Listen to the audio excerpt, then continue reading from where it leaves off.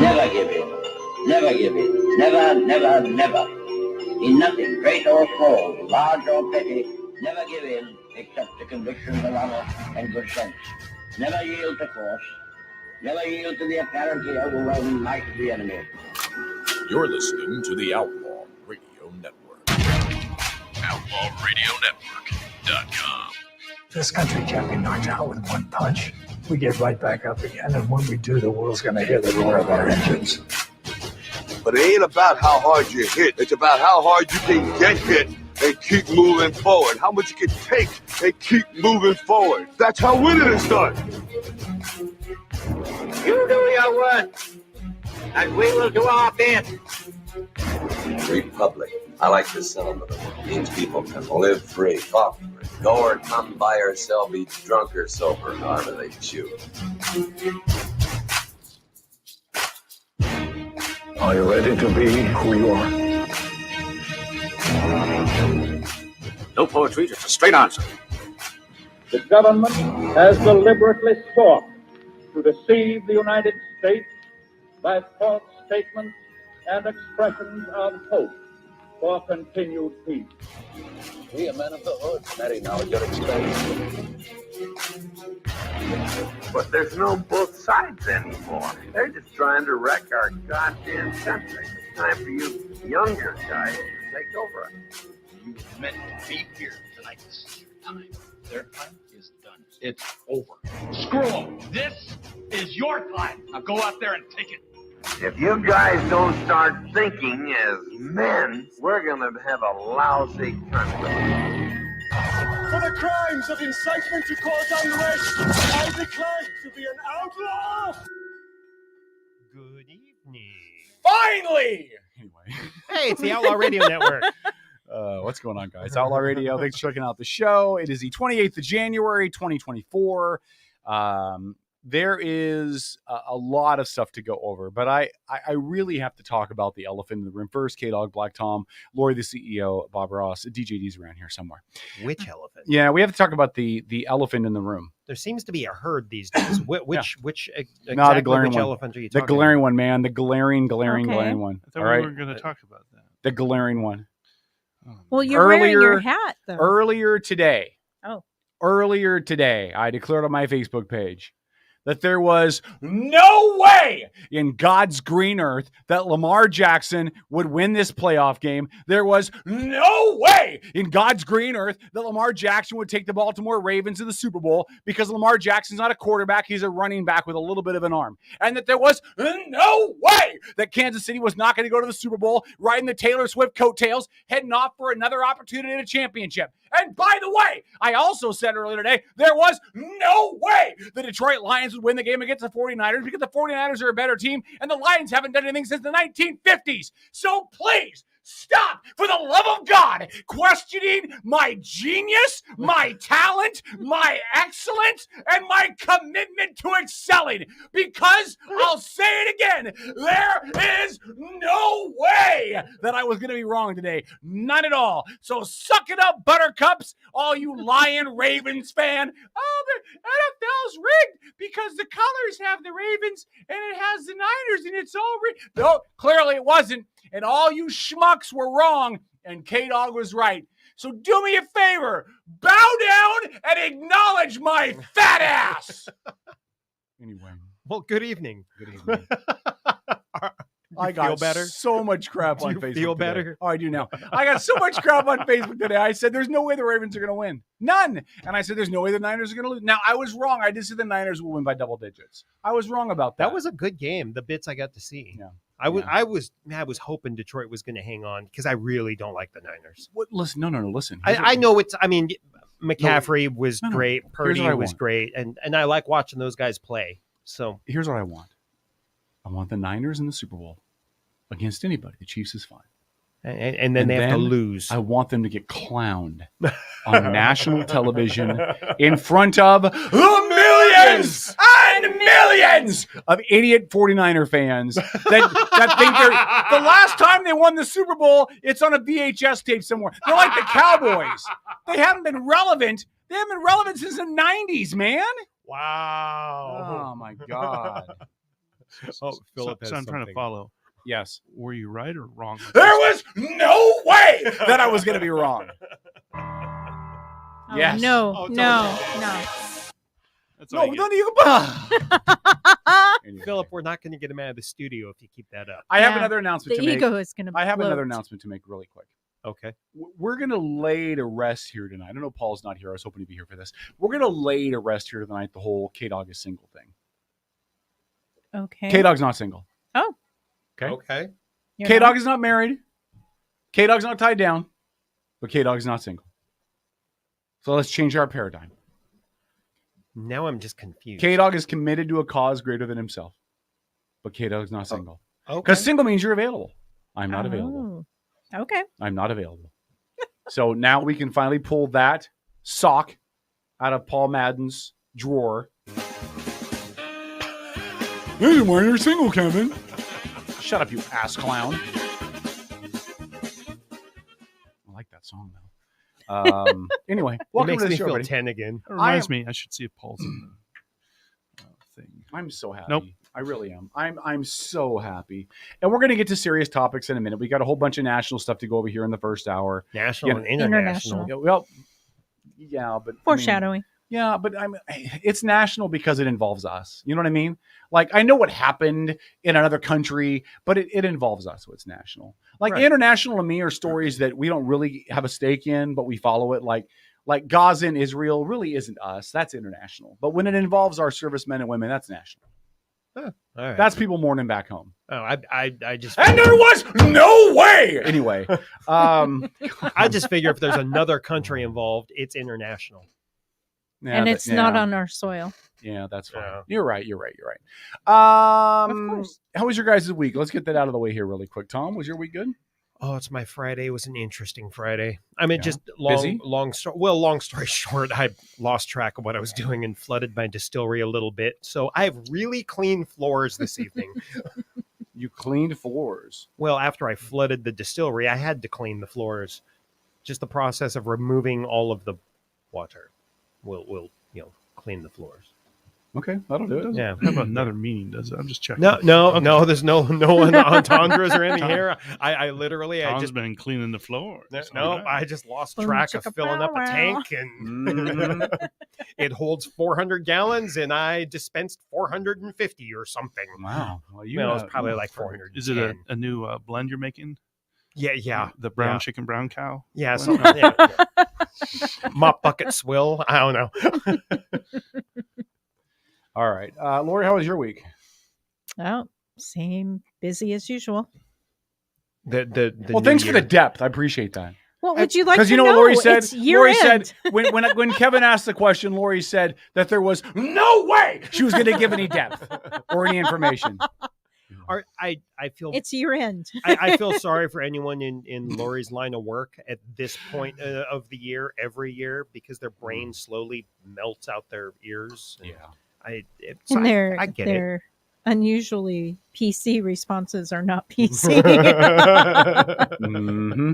Yep. Phil, how was your week, my friend? It's been busy. Ironically, I was also cleaning floors. Oh. Yeah. It's mundane. It's the CVT. You got to strip, yeah. polish. Oh yeah. And it's like 9 hours of stripping floors to get it Whoa. right. It was like ridiculous. Oh, you Look, just throw Phil, headphones on for Phil, that and zone out on good music. When we told you to go get a stripper, that is not what we meant. Phil. That is not what we meant, Phil. I started with Armstrong, then I moved up to Zepp. What can I say? I've never heard those names before on That's not what we stage. meant. All right. I wasn't going to get into this until Paul joined us, but we're going to get into the first story. And really, this is the pressing story. And it gets back to something that I talked about on this show last week and a couple of weeks ago, which is our biggest enemies, our biggest risk of international conflict is not Russia and is not China and is not North Korea. No, it's Iran. It's Iran. Mm-hmm. And Iran backed Houthis. Well, not even the Houthis, right? Well, the Houthis and PIJ. Listen, and let's leave the Hezbollah. blowfish out of this. Poor Darius Rucker. No, it's not just the Houthis. It's anybody Iranian backed, right? Right. It's Hamas, it's Hezbollah, it's some of the smaller fringe groups that are running all over the place in the Middle East. It's the Houthis in Yemen. I mean, it's Iran. Mm-hmm. And this is what happened today. A drone attack killed 3 U.S. service members, wounded more than 30 at an outpost in Jordan. 32. 8 had to be medically removed from the country to modern, Germany or advanced modern medicine. Yeah, it's the first time U.S. troops have been killed by enemy fire in the Middle East since the start of the Gaza war. The attack comes after weeks of efforts to keep the Israeli-Hamas conflict from spreading throughout the region. Of course, Pancake Joe blamed Iran and vowed to hold them responsible. Really, Joe? Scary. What are you going to do? You going to drive your old schmarmy Walker-needing ass to Tehran and beat them with pancakes?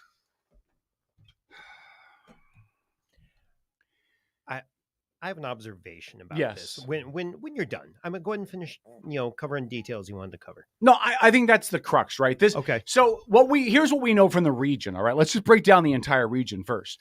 Iran has been backing militants all over the region with drones and weapons and ammo and technology and all the other things you need for the poo-poo platter of douchebaggery that the Iranians are trying to unleash on the region. And let's not forget they're flush with cash. And they're flush with cash. From us. From the U.S. Not only from us, but listen, gas is still a pretty high cost internationally. Yeah.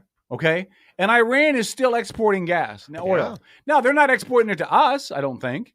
No, but Russia's buying it hand over fist, and China's buying it hand over fist. So there's plenty of money to be made on the international market if you're Iran in oil. Yeah. Okay?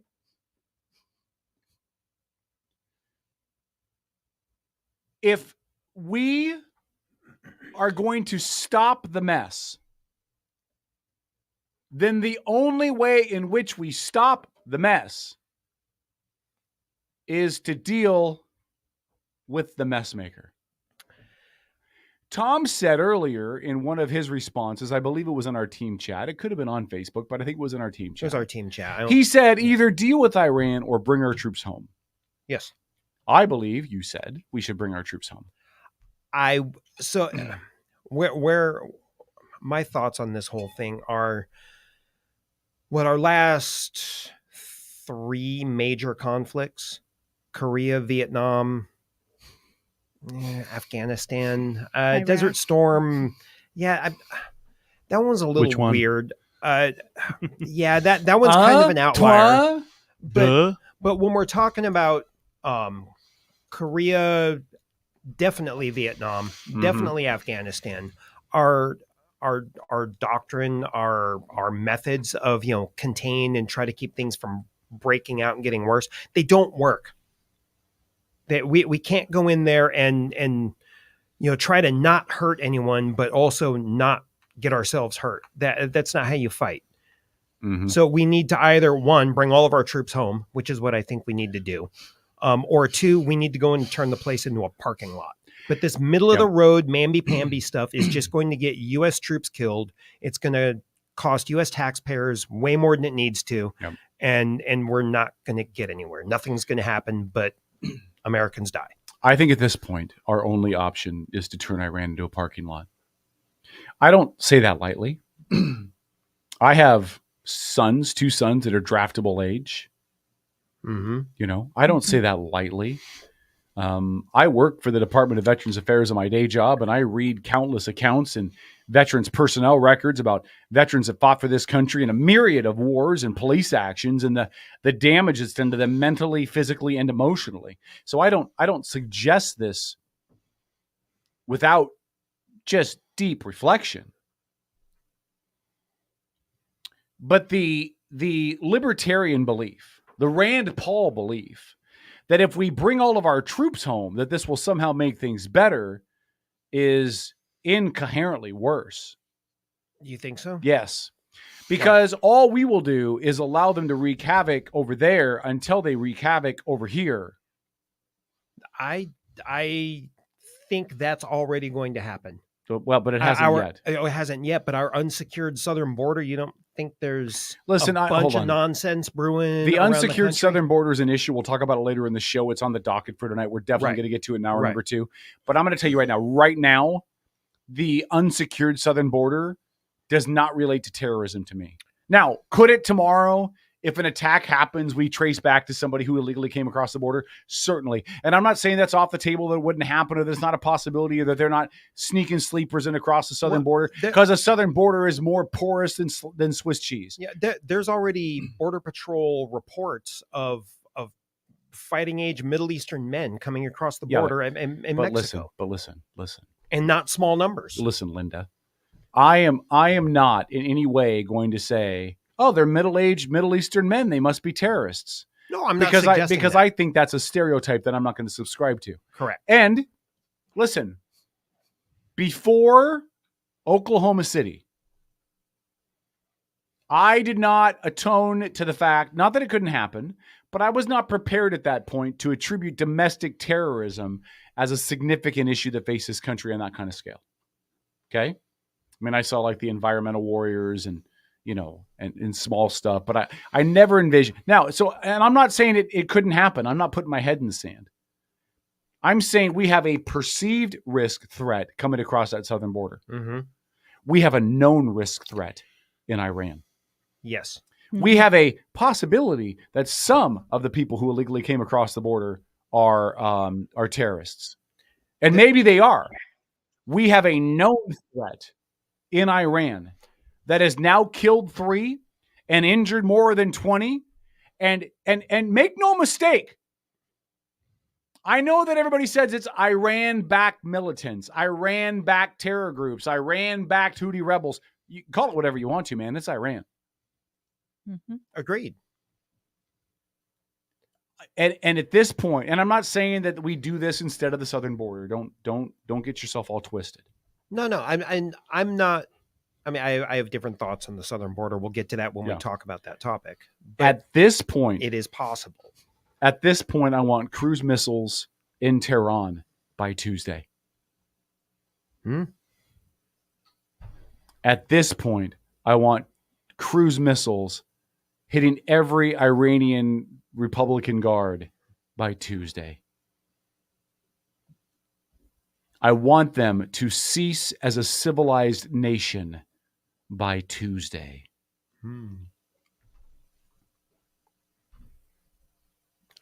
Because today, there are 3 troops that don't come home.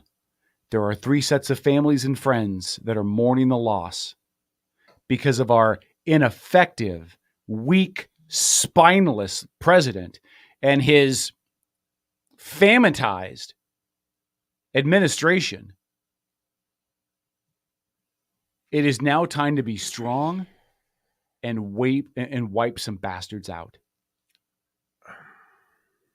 Paul joins us from the palatial St. Paul Estates Farmery, Livery, and Horseshoe Farm, where they grow horseshoes from scratch, from little baby horseshoes, the kind you find in a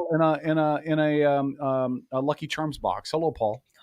The funniest part about what you said is I literally just came in from cleaning horse stalls and watching my daughter and my wife put horses' feet. So well said, Kevin. Well said. Yeah. Your connection's not great, just so you know. I mean, you're there, but you sound very garbly, echoey. Really? Yeah. Well, yeah. I can try. I've noticed that once in a while, it's a matter of logging back in. Like if we have problems, I can call. Yeah, I'll log out and I'll log back in. Okay. Okay. All right. Sounds good. Okay. Right. Robert said, what about the illegals caught on the southern borders that are on the terror watch list? Again, don't get it twisted, Robert. I'm not saying we do one and don't do the other. What I'm saying is we have a perceived potential threat of an enemy that may have come across the southern border. And those have to be dealt with, right? I'm not suggesting we don't do it at the border. But there are no questions about the threat that Iran poses to the United States. There are no questions to their intent. There are no questions to their desire to hit and kill American servicemen and women. There are no doubts to their intention to screw with international trade and commerce in international waters. There is no doubt to their intention to screw with our allies and our friends, even though I don't really think we should be allies and friends with the Saudis, but that's just me. The problem with, I think, prioritizing Iran over here at home is the fact that the Americans that are in the Middle East have been trained for conflict and they're equipped for conflict. But if we've got a bunch of knuckleheads that have come across the southern border here, we've got innocent, non-combative civilians. They're not equipped to deal with, And we're not equipped to interstate stop. I mean, that's how it works in the U.S. Once you're in, I mean, we're seeing the lawsuits with like Chicago, New York. Like They're like, no, you're not allowed to do this. No, Interstate. And I don't want to get into this too much because we've had that on the docket for the second hour, and the whole southern border kerfuffle, the whole disaster at our southern border it's a mess, and it's something we're going to have to talk about, and we'll spend a good chunk of that in the second hour. With regard to Iran, and Lori just brought up the article. I had read about this a day or so ago, whatever it was. I've slept since then, so I don't remember. But Iran's put up 3 satellites too into orbit. That's going to allow them to more easily target things with their ballistic new missiles. toys. Mm-hmm. Well, here's the deal. I have no issue with that. I really don't, because the U.S. and our allies have hundreds of satellites up there that do the exact same thing. Right. It seems rather hypocritical for us to say, well, we have all the tech, but you guys can't have it. So it's just something to be aware of. Yeah. I agree. I mean, we can't go and tell, Iran, you're not allowed to have that. Yeah. But we should be aware of it. But I do firmly believe it is time to take the fight to Iran and to deal with Iran. And I will tell you this. If you add up all the numbers, I don't have factual data to present to you. This is purely an approximation on my part. If you add up all the numbers of American servicemen and women that have been killed and or injured, thanks to Iran, and who they funded in Iraq, and who they funded in terror attacks, and who they funded in all the other stuff that they funded, I'm willing to bet that the number of Americans killed or injured thanks to Iran since 9/11 far exceeds those who died on 9/11. That's a Think about it. That's Think about who was funding those terror groups in Iraq. Yeah. Okay? It's interesting. Iran is the enemy of the state and should be dealt with accordingly. Hold on, we'll talk about this more. Stick around to Outlaw Radio.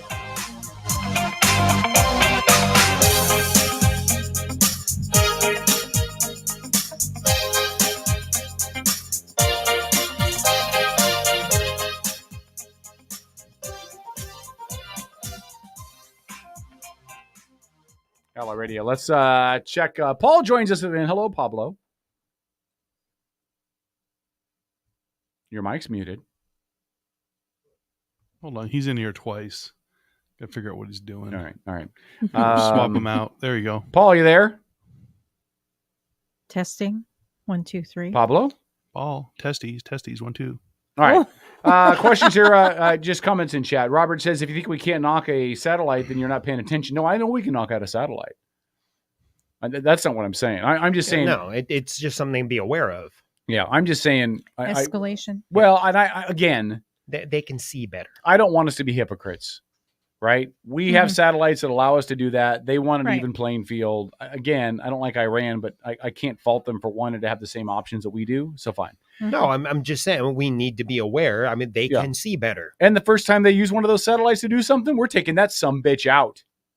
You know what I mean? Yes, of course. Don says, yes, disproportional response for Iran. Yeah, it's time.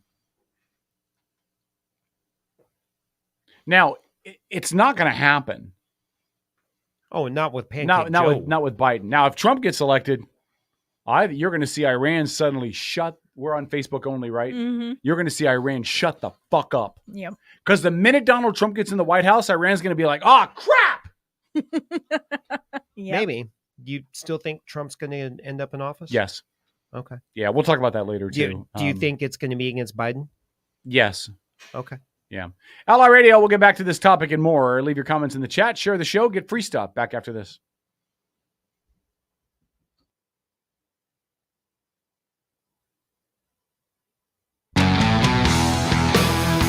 I'm Brandy Cruz, host of the Undivided Podcast, and you're listening to Outlaw Radio. Good luck.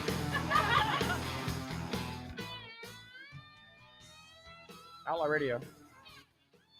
Really quick in the chat, Robert says, I hear Kevin Chambers is voting for Trump. Hate to break it to you, but you're probably right. Because if you're putting Donald Trump up against Joey Pancake, then you leave me no other choice. I mean, a vote for anybody but Trump is a vote for Biden. And we're seeing the division again. People are like, if you vote for Trump, if you vote for someone who supports Trump, oh God, they're dumb. They really are. Listen, the I was people going to set her up with you, man. The people that sow that division, I'm going to bring Paul in. The people that sow that division only say those things because they know that Trump's about to win election again. Mm-hmm. They know it and they can't stop it. We'll talk about that more later. Hello, Paul. Hey, can you hear me okay now? No, it sounds even worse. There might be a problem with the cell tower or something right now, because what's crazy is my internet from CenturyLink, it says it's working just fine, but I can never, StreamYard never lets me, it never works. So if I'm on CenturyLink's internet, StreamYard always sounds terrible to you guys, which means I have to turn my internet off and go off of my straight internet cell tower. But every time I'm trying to do that, it's telling me there's no internet service. So that says to me that for whatever reason, trying to run StreamYard off of CenturyLink, it sounds like this.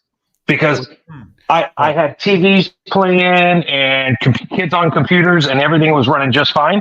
But as soon as I make them, no, let me finish. I asked them to turn them all off just so that I could log on to StreamYard. And every time I do that, what you are hearing right now is the result of using StreamYard off of CenturyLink. Does that make sense? And I bet, Paul, you hear us just fine. Yeah, I do hear you just fine. Yes, I hear you just fine. CenturyLink's upload speed is absolute garbage. That's your issue. Here's my response to that. If that was the case, then I wouldn't be able to watch clear-cut, clean television off of CenturyLink. That's download. So yeah, that's download, Paul. So what's going to you is your download. So when you're watching a show or any of that, but what you're sending back to us is your upload. And so I wonder what again, this is going to be riveting radio for the millions and millions of people listening at home. But the upload is wonky and sucks for a lot of providers. This tech tip brought to you by Black Green Spirits. Sorry guys, I'm not quite buying that as a tech tip. All of the other steps should not. You can't have all of these things work just fine one way, and then have one simple thing. I'm a professional. I know what I'm talking about. That's how it works. All right, we're not going to argue about this. Moving on. We got the Iranians losing their ever-loving mind. Paul, do you think it's time for military action with Iran?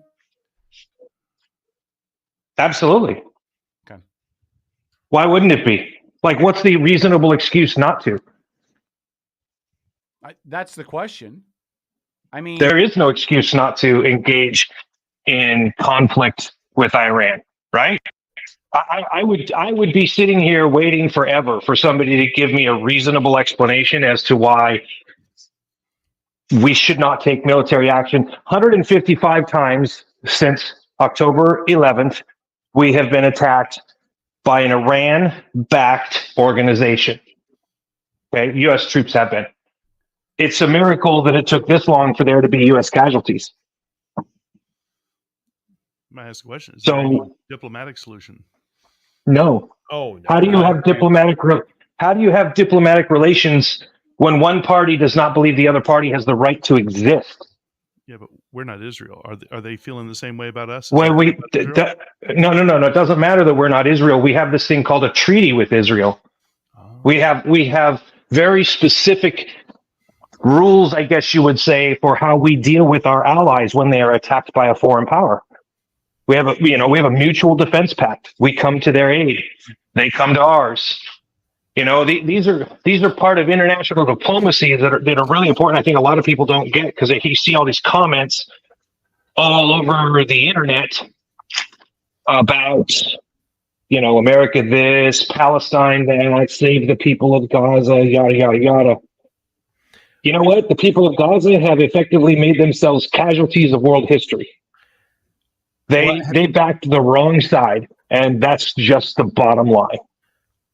Have you heard the latest reports coming out of Gaza about the October 7th attacks?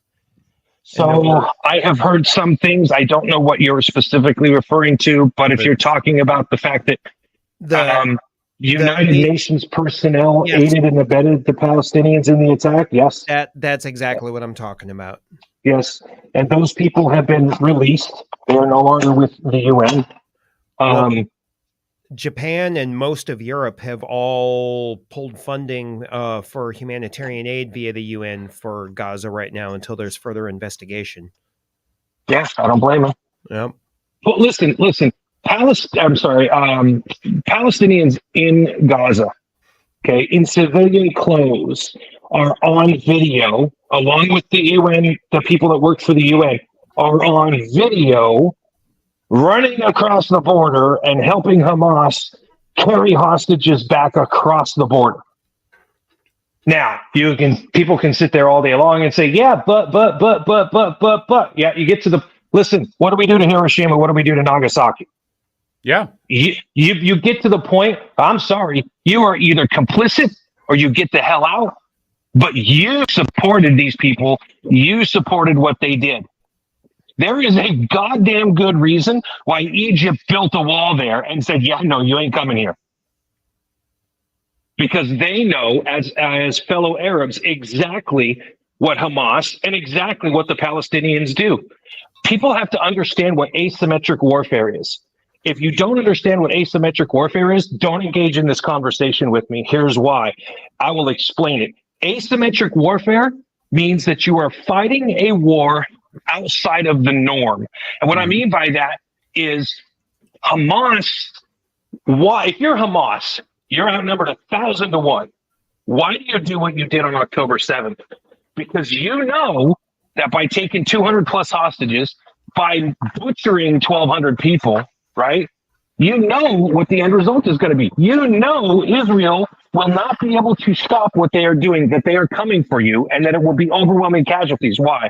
Because you know, as Hamas, that you're going to hide your weapons, you're going to hide your ammunition in hospitals, under schools, in tunnels, in apartment complexes, knowing full well that Israel will destroy those, causing massive amounts of civilian casualties. Hamas's plan from the get-go was to attack Israel and cause Israel to overcompensate, so to speak. They know Israel was going to hit back and hit back hard. And they knew there were going to be a lot of civilian casualties. The only way that Hamas wins what they started is if international pressure causes Israel to stop. Israel's not winning a conventional battle against Israel. I'm sorry, Hamas is not winning a battle against Israel. They'll lose 100 times out of 100. Yep. The only chance they have to win is if the world comes together and puts pressure on Israel and makes Israel back down. And then Hamas gets to stand up and wave its flags and say, we beat Israel. Mm-hmm. That's it. That's it. There's literally no other way that Hamas walks away from this and goes, look, we're still intact and we're brave souls and we fought the evil Israelis to a standstill. Well, and you can't blame Israel, right? You're talking about people who 70 years ago, somebody tried to exterminate them from the face of planet Earth. You better believe they ain't going to let it happen again. Yep. Now, with the the new stuff coming out today about Palestinians, on the UN payroll helping the initial attack on the 7th, it seems that international sympathy for Palestine is starting to swing the other way right now. I hope so. I don't think that honestly it's starting to sway in the U.S. I think there are too many perpetually stupid people in this country.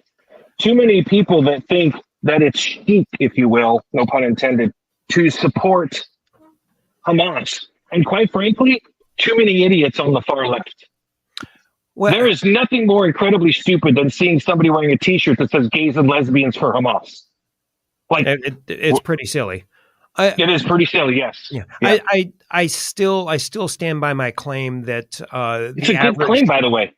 I heard what you said earlier, Tom, and I think that's a perfectly rational and logical approach to take. Either go in there and turn them into a glass parking lot, or just get the hell out. Yeah, I get it, man. Yeah. I get it.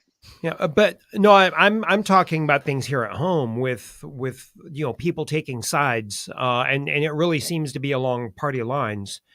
But I don't think very many of those people on either side of the argument really truly understand what's going on in the Middle East, and that's all the more reason I think we need to just stay out. Listen, I get it, man. I understand the isolationist policy and the desire to do that, but we are looking at the ramifications of those policies, of those isolationist policies. We haven't been isolationist. We haven't been isolationist in 70 years. Now listen, now you're taking a feminist stance here. You're taking one word out of a conversation here and you're trying to blow it up into something it isn't, brother. What I'm saying is shots fired. They were poorly aimed shots. Here's what I'm trying to say and get across to you.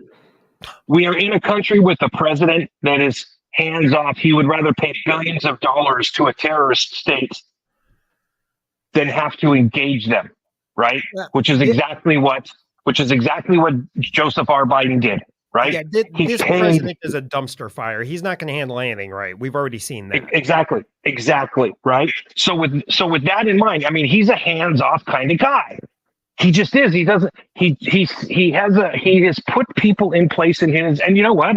I'm not saying screw him, F Joe Biden and stuff like that, because you know what? He got elected, he got put into office, and this is what he was going to do. There was never a secret about it, right? I'm simply making the point that the way he has chosen to run his administration is one of keeping the United States basically at bay, and let's make friends with everybody, and let's pay the bad guys off, right? So that the bad guys, aren't making too many problems for us and stuff like that. And anybody who spends 5 minutes studying history, right, knows that history is not linear.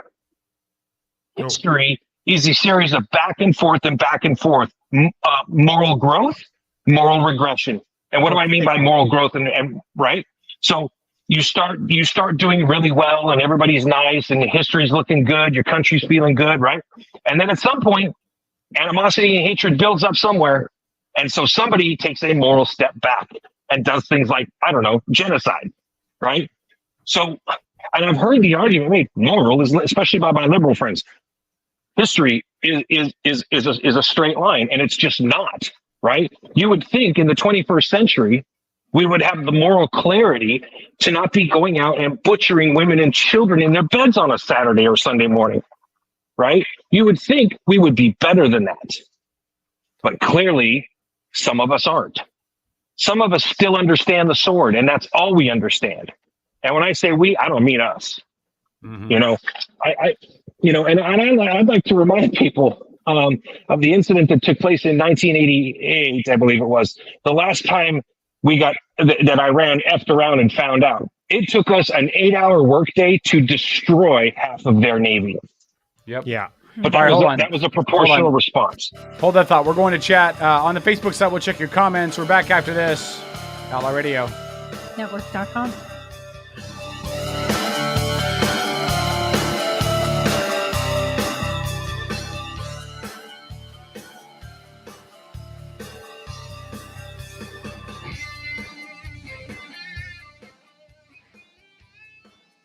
Outlaw Radio. Let's check the feed really quick and just see what our peeps are saying. Sean says we can't be as expeditionary as Paul advocates without massively increasing our defense budget. Our arsenals are empty. The president said so publicly, which, by the way, is a great trait for the president to stand up and say, hey, rest of the world, we're out of ammo. We don't have any shit left. That was stupid. Idiot. Come visit. Tourists. Yeah. We'll send you to so much for praise the Lord and pass the ammunition. There's no ammunition left. Right? There's ammunition left. Ammunition left. Speak for myself. Yeah, I was going to say, some of us I am have access. Yes. I am firmly of the belief that Tom is on crack. I'm on crack? Yeah. Tom's on crack? Yeah. I think it's something more organic. The idea. I thought it was green. No, it's not. He's graduated from crack to straight pure crack cocaine.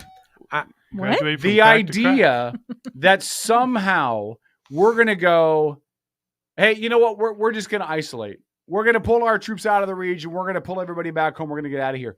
And all the terrorists around the world are going to go, oh, perfect.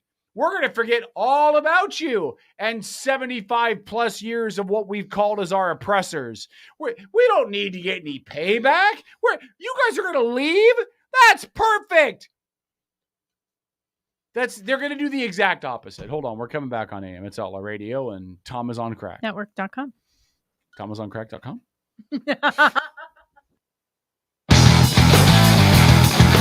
I'm Brandy Cruz, host of the Undivided Podcast, and you're listening to Outlaw Radio.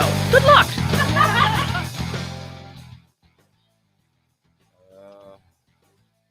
Paul, you were talking before we went to break, and I want to give you an opportunity to finish your point. So then I can come back some more and talk about how wrong Tom is. And how crack is clearly doing his body good. Ouch! So, ouch, man. Yeah, please. Wow. Dang. Please. That's brutal. Refresh my memory. What point was I on? Because I was trying to see if I could get my internet working, but literally the cell tower must be down, because as soon as I try to switch over to Verizon, nothing. It says no internet. So unfortunately, you're stuck with my feed off of CenturyLink. Good plan. You know what? I'm like the US right now, dude. It's the only plan. You should stop using dial-up with AOL. That's what you should stop doing. Ouch. You've got mail. Anyway, you know what the hell you're talking about, dude. Go ahead, Paul. I remember those CDs that came in the mail. Right? Yes. Trying to get mailboxes at Federal store. Oh, yeah. At any given time, I had 100 of those things laying around my shop. Yeah. Oh, I used to keep stacks of them. You'd hang them from tree branches and stuff. It keeps the deer out of your garden. And the birds. Mm-hmm. Right. There you go. That's a good idea. Anyway, what was I talking about before we went to break? Something good, I suppose, or not good. Yeah, killing the Persians. I don't know. I just remember. Yeah, I was talking to Tom there about and you know what? Here's the thing to remember too. That's right. Thank you very much, Phil. When you are, for nobody that's been to the Middle East, it's not that it's another world, but it is really another world, right? And it's hard for people from the West to kind of wrap their head around how things are there. People will look at you straight in the face and they will be very friendly and very polite. And yet, if you go stand outside of a madrasa and you talk to, let's say, a 13-year-old, you offer him a candy bar. He'll take it. And then if you talk about what he thinks of America, he'll be eating that candy bar with a smile on his face. Oh, death to America. Death to America. And it sounds like a joke, right? No, it's very real. It is very real. And now that's not everybody. Don't get me wrong. That's like we have Republicans and Democrats here. We have Christians and non-Christians, whatever. But that ain't everybody, but that's a lot of them. That is a lot of them. And statistics and everything bear that out from stuff that they've done here in the States, taking polls of Arabs and Muslims in the United States.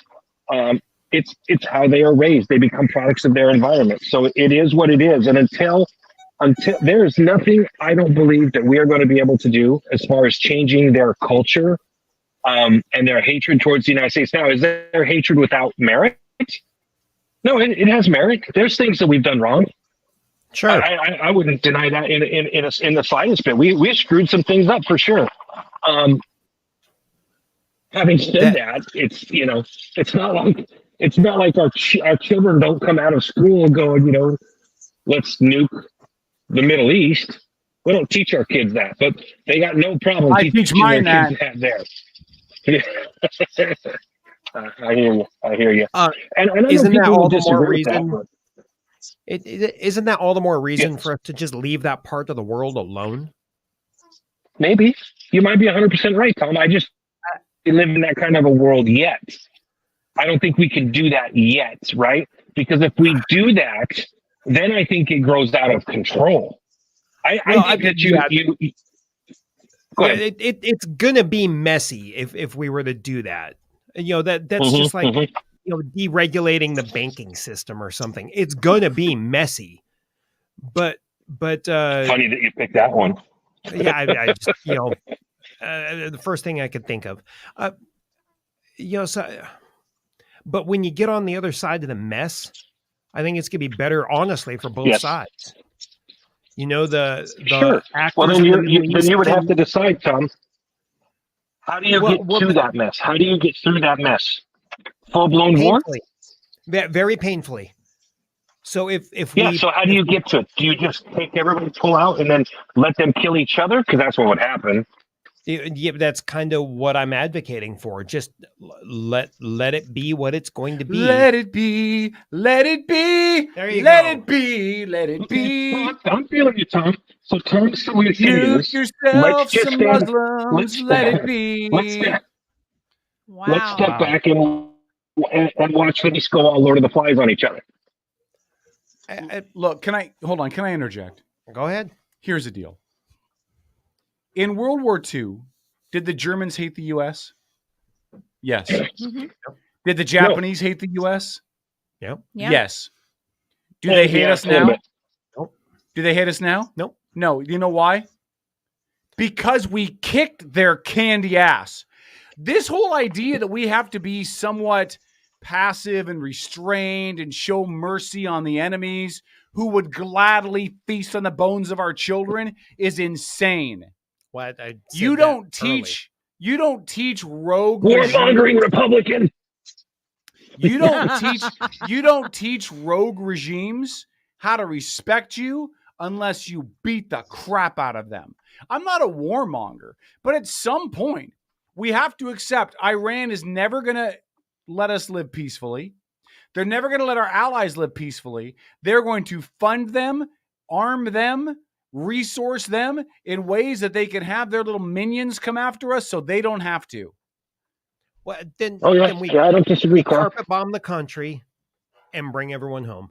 No, but you can't bring everybody home because then you create a power vacuum like you did in Iraq. That's what we did in Iraq. We wiped out Saddam Hussein's regime, and then we said, we're all done, bye-bye. No. And then we created a power vacuum, and we let terrorists fill it. No, we tried to help them. That's when the Islamic State stepped in. Western-style government, and it failed because it doesn't work culturally.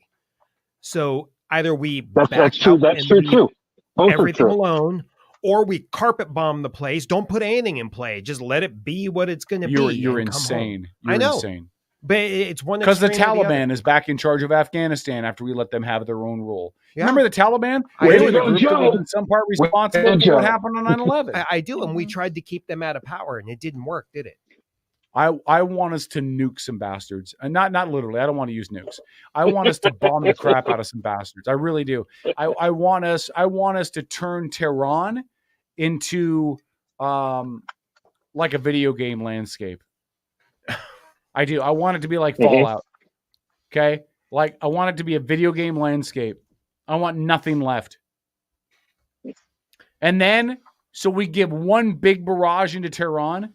We level half of their city. And then our leader, who's not Joe Biden, who couldn't lead his way out of a wet paper sack, goes on national television. Whoever the leader is, he looks dead in the camera, just like I'm about to do. And he says, hey, Iran, you know how half your biggest city is now toast? Screw with us again, and the other half of your biggest city will be toast, along with your entire second biggest city. Simple. Brilliant. I'm sick of this nonsense. I'm sick of them sending our men and women home in body bags. I love you. I just want to point out that Kevin has just labeled his own plan as brilliant. Okay, continue. It is brilliant. I'm a brilliant sumbitch. Listen, this passive aggressive crap that we've been doing in the Middle East is insane. Mm-hmm. It's not just the Middle East, though. This is it's been our military strategy since Korea. No, that's true. But here's the problem, right? Here's why the Middle East matters. Because in most of the world, the Middle East matters because there's oil. Well, hold on. Let me finish my point, Sparky. Jesus, Linda. In most of the world, the nations are smart enough to realize if we F with the U.S., we're going to get our asses handed to us. FAFO. And so they don't. They just don't. In South America, they don't. No. They know better.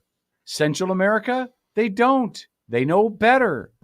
But in the Middle East, they're still so backwards, mud hut living, brick cake making that they just, well, who cares? Just the U.S. We'll just kill a couple of their service members in a drone attack, and they're not going to do anything. They're going to let them die in vain. And you know why they believe that? Because it's exactly what we've done. We have turned a blind eye to how many attacks by Iran on our forces and our servicemen and women. How many of them died in Iraq because the Iranians backed terrorists? What?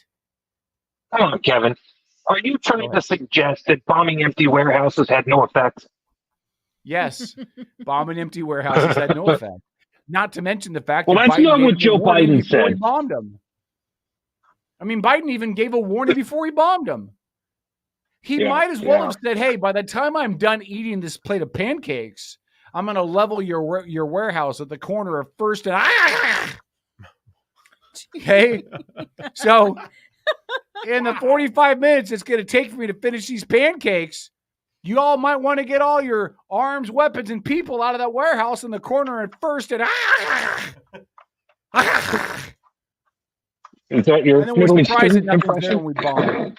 God, that's stupid. It's so dumb. We're led by idiot tools, man. Do you think that if Donald Trump was president, the response would have been different? Yes. I mean, you know why? Like, let's be honest. What's the worst thing Donald Trump did? He said, "Hey, Iran, I got your billions. Go ahead and send General Soleimani out here to the airport and pick it up. Be there at 7:05 p.m." Like, come on. That's how Trump rolls. Here's why their response would have been different, Paul. If Trump was president, there wouldn't have been a response because there wouldn't have had to have been. Yeah. Because the Iranians would have said, "This dude is unstable. This dude is out of his mind. Yes, and if we do anything, he's going to do to us what he did to that Syrian airbase that launched the chemical attacks on the Kurds." Or what he did to General Soleimani on the airport tarmac. That's why the Russians didn't do anything in Crimea and Ukraine while he was president, and why they waited for him to get out of the office before they decided to go in, because they knew that dude's a moron, but he's an off-balance moron. Is it safe to say, I'm curious from everybody, especially I'm very curious about Lori's perspective of this, which is why it's so important that her and Andy are on the show when they are, because listen, we're all talking from a testosterone feeding man perspective, right? And women generally have very different perspectives on this stuff. Do you guys feel that President Reagan's age-old adage of peace through strength is what is appropriate at this particular moment in history? I think Go ahead. I think that works sometimes. That works with Russia. That works with the West. That doesn't work in the Middle East because those people are not afraid to die. So that is correct, Sean. I totally agree. Yep. Culturally speaking, it doesn't matter. You know what the people in the Middle East remind me of? They remind me of snowflakes. That's a trick question. They remind me of snowflakes in our own country. People they don't. Yes, they do, and here's why. Snowflake in our country wouldn't raise I was gonna try to say this before break, and you guys wouldn't shut up. So I'm gonna do it during the top of the hour. And if you're on AM, suck it. Try the internet. It's new. It's got all kinds of stuff on it. You guys could check out sports, facts, naked pictures of Paul. We're back after this. And no FCC. Outlaw Radio Network. .com. Tom must think I'm mad at him. I know you're not mad. I'm just all puffed up. I got some personal stuff going on in my life, and I'm just blowing off steam. Hey, do it.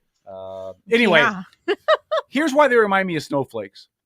Why are snowflakes the way that snowflakes are? Well, snowflakes don't have a backbone. No, hold on. But why?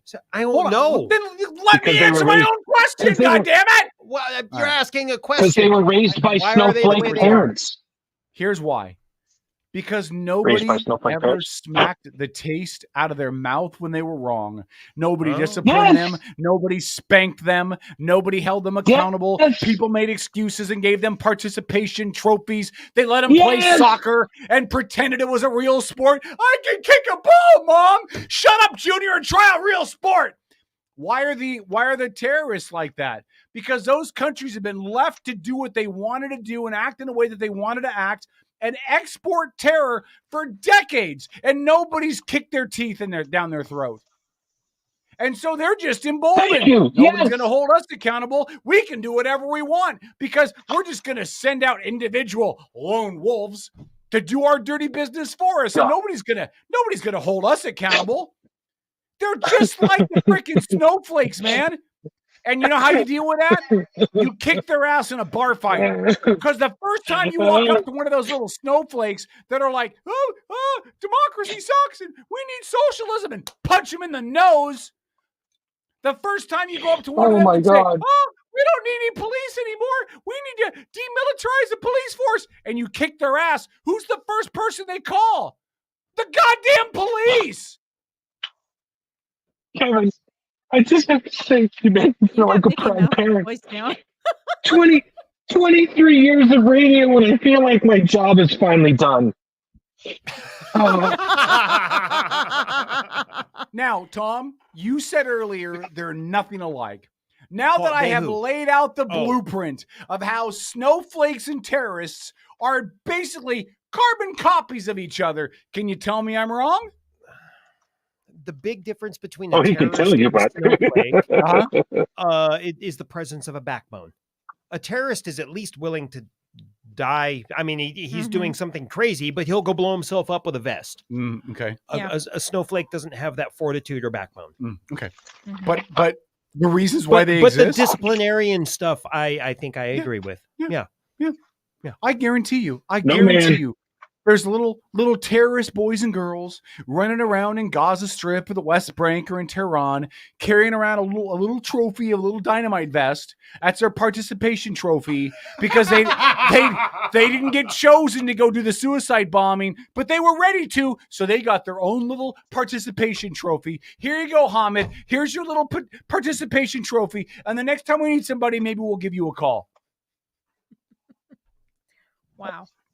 Oh, this is such a beautiful thing. I hope this is being recorded. I'm so tired of this crap, man. I'm so tired of it.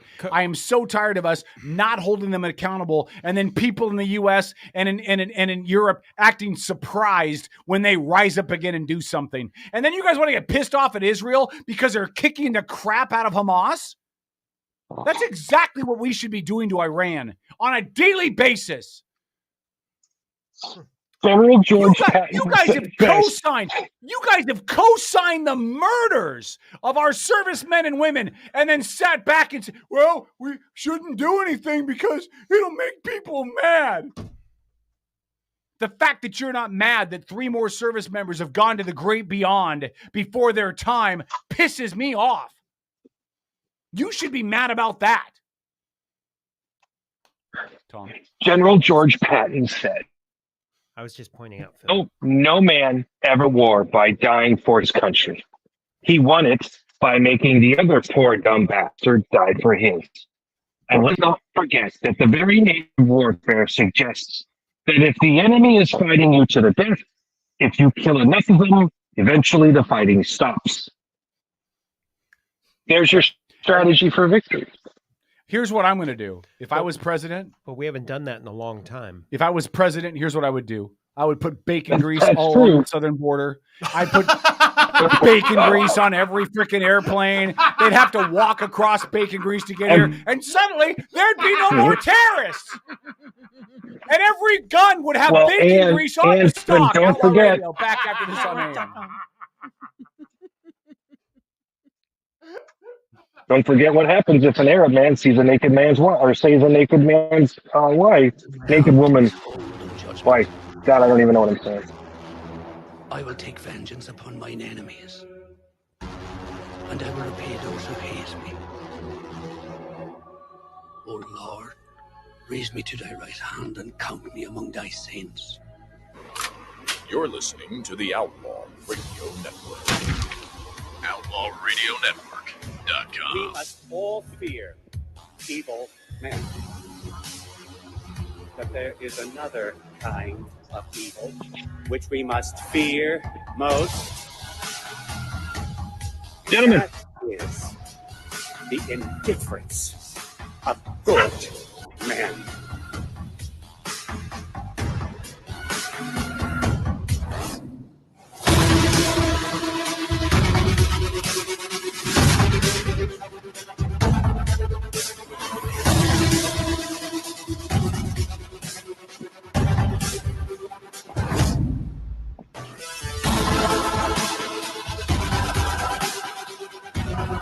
Outlaw Radio.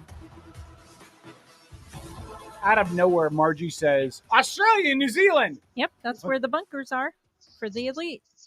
Well, no, they're not. Yeah, they are in New Zealand. No, they're not. Yeah, they are. If there's a mega war or mega tsunami, New Zealand's wiped off the map. Bunkers. They're in the Ozarks. They're in the The Ozarks. Ozarks. They're in the Ozarks. They're in the central United States. There's a whole bunch of them in Norway. Yeah, they're in the Ozarks. Yeah, I'm they're building some amazing stuff in Norway. Corey says, Kevin, drink the Republican juice. Here's the deal, Corey. Listen. I did tell you that he's just got the smartest people are conservatives. Kevin's just finally coming around. Here's the deal. I haven't drank the conservative juice or the Republican juice, whatever you want to call it. Here's the problem.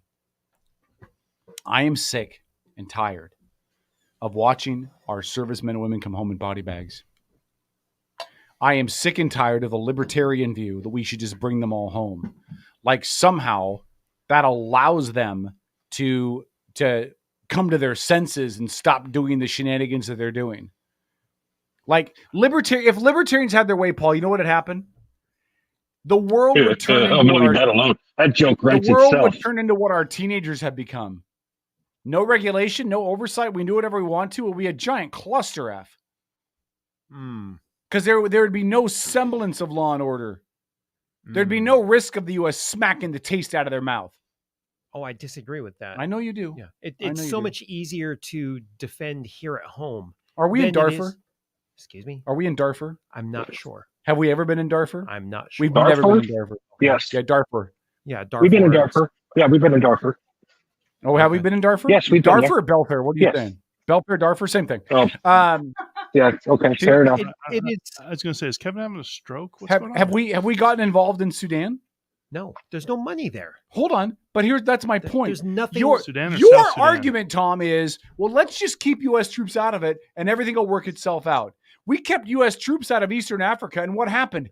Mass genocide. Massacre. I mean, mass ethnic cleansing. Yes. Millions upon millions upon millions of people were massacred, and the U.S. did absolutely nothing. Agreed. And I thought we had military in like South Sudan. I don't think not enough to make a difference. Phil is correct. Phil is correct. We have had special forces or special operators there. That is true. Can I just point out, I find it interesting that the libertarian point of view seems to be let the world die. It's not so much that as it is let Darwin do what Darwin needs to do. No, God, evolution. No, Jesus. Libertarians like if walking Tom dead. was president, you know what would have happened? Tom would be in the White House and be like, "Hey, that door flew off that Alaska Airlines plane. It sucked 37 people off to their deaths as they fell to the earth. But hey, we don't need government intervention. Let Darwin do what Darwin do." Yeah, I think you the know point that's of view would be let the law do what the law does. right. Let the bodies hit the floor. Let the bodies hit the floor. Oh my God! Drowning I just pool. Okay, Tom. Although that story has got some interesting we'll details get to coming it out. too. Mhm. So,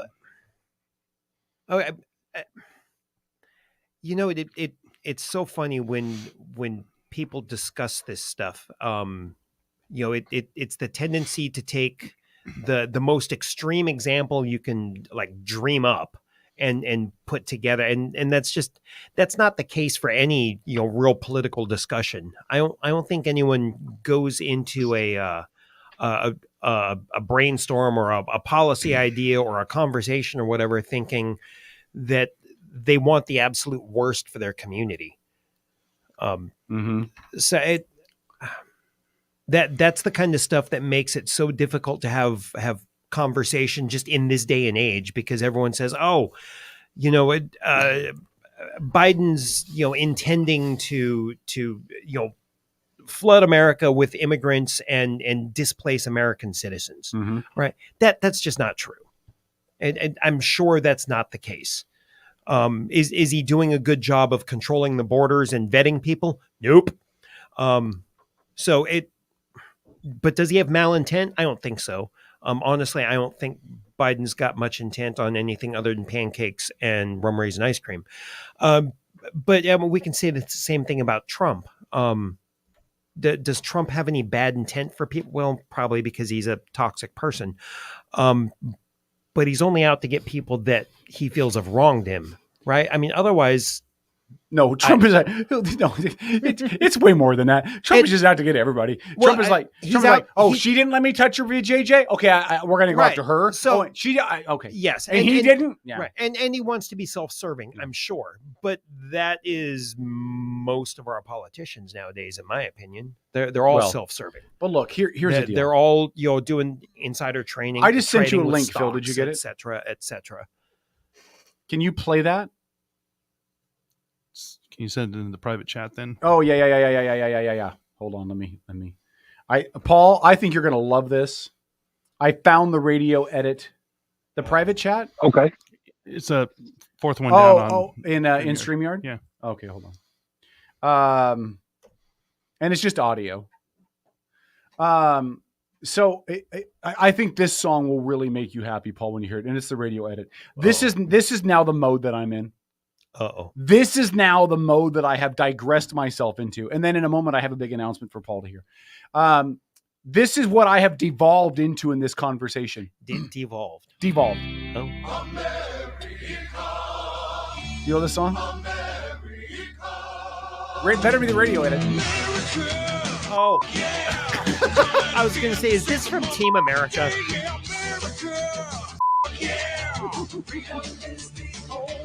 All right, you can get rid of that. All right, anyway.